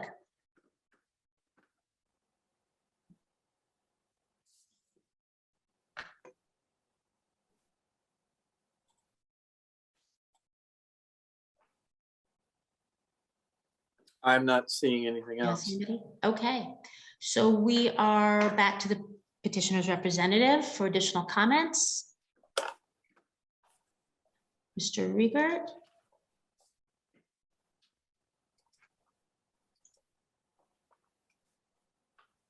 There we go. I guess I need permission to get unmuted or. I'm trying to unmute you. I was trying to do it. Yeah, we have nothing more to add. We appreciate your positive consideration for our petition. Thank you. Thank you. Okay, we are ready for action or any questions before that? I had a question about the sidewalk from the redevelopment that abuts to Best Beer. Where is it, Eric? Can you show it in the?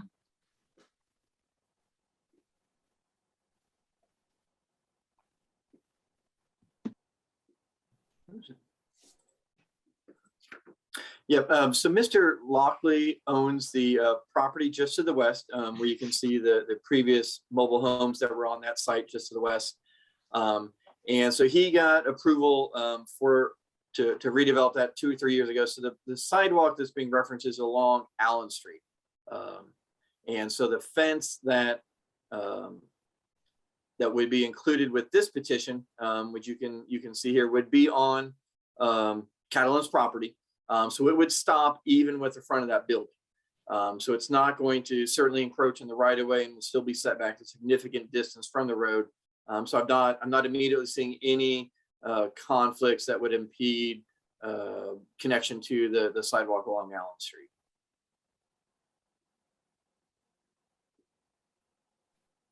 Thank you.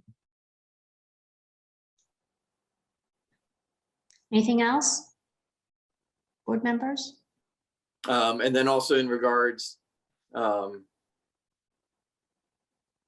the landscaping along that west property line, the landscaping would only be required along the sides of the property facing the street. So along the west side, the fence would just be located along the property line.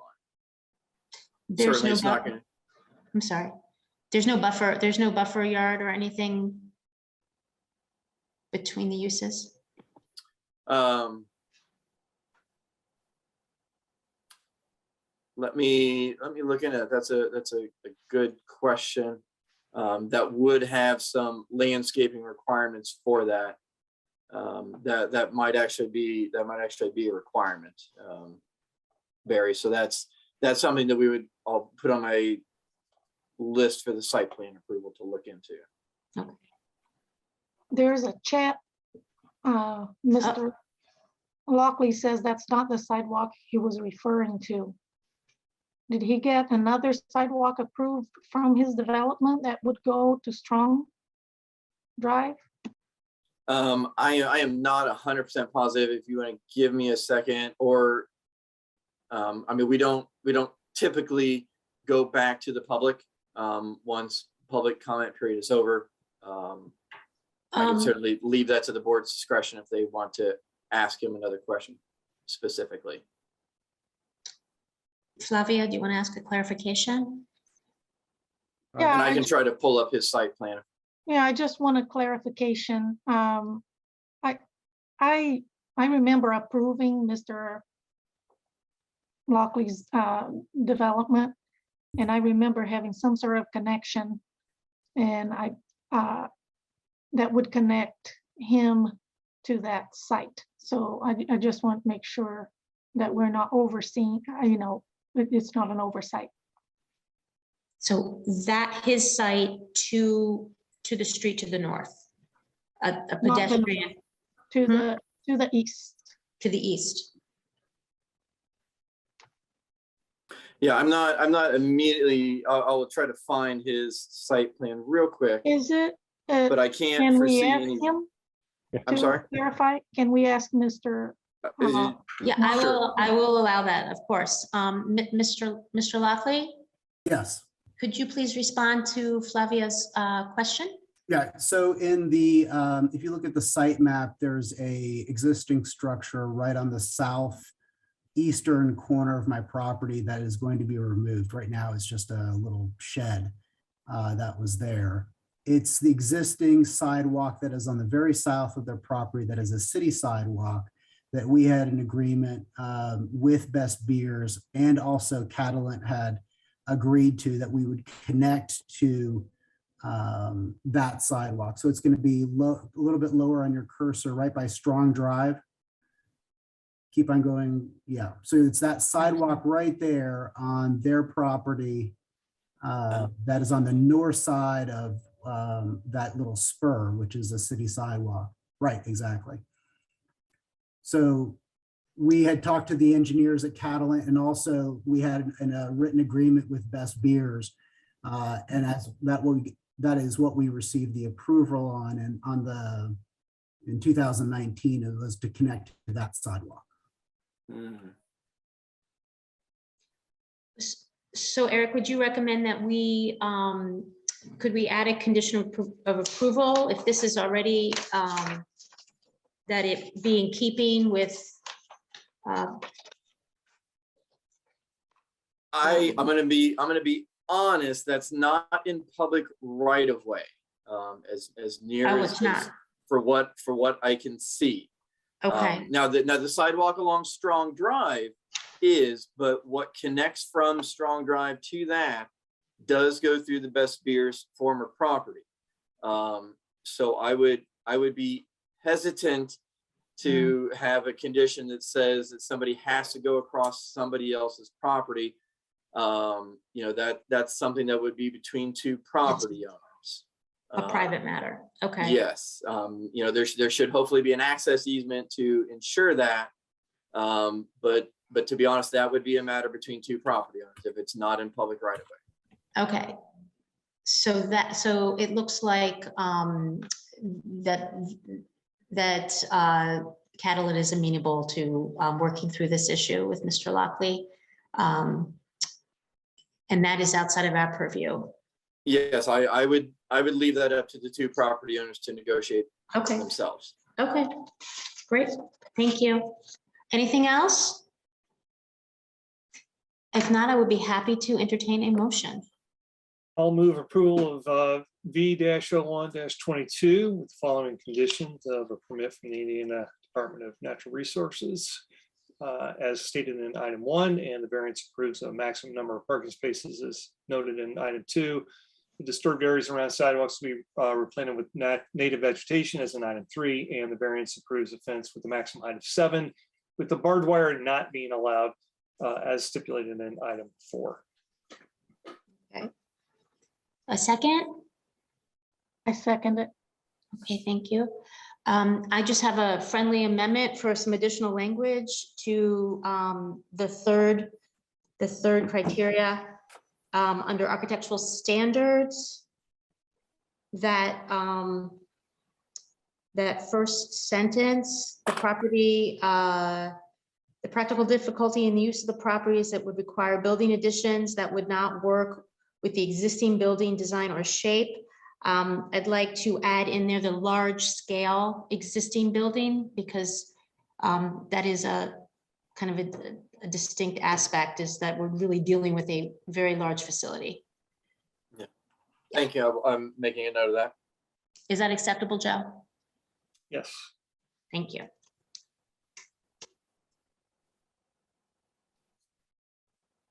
Okay.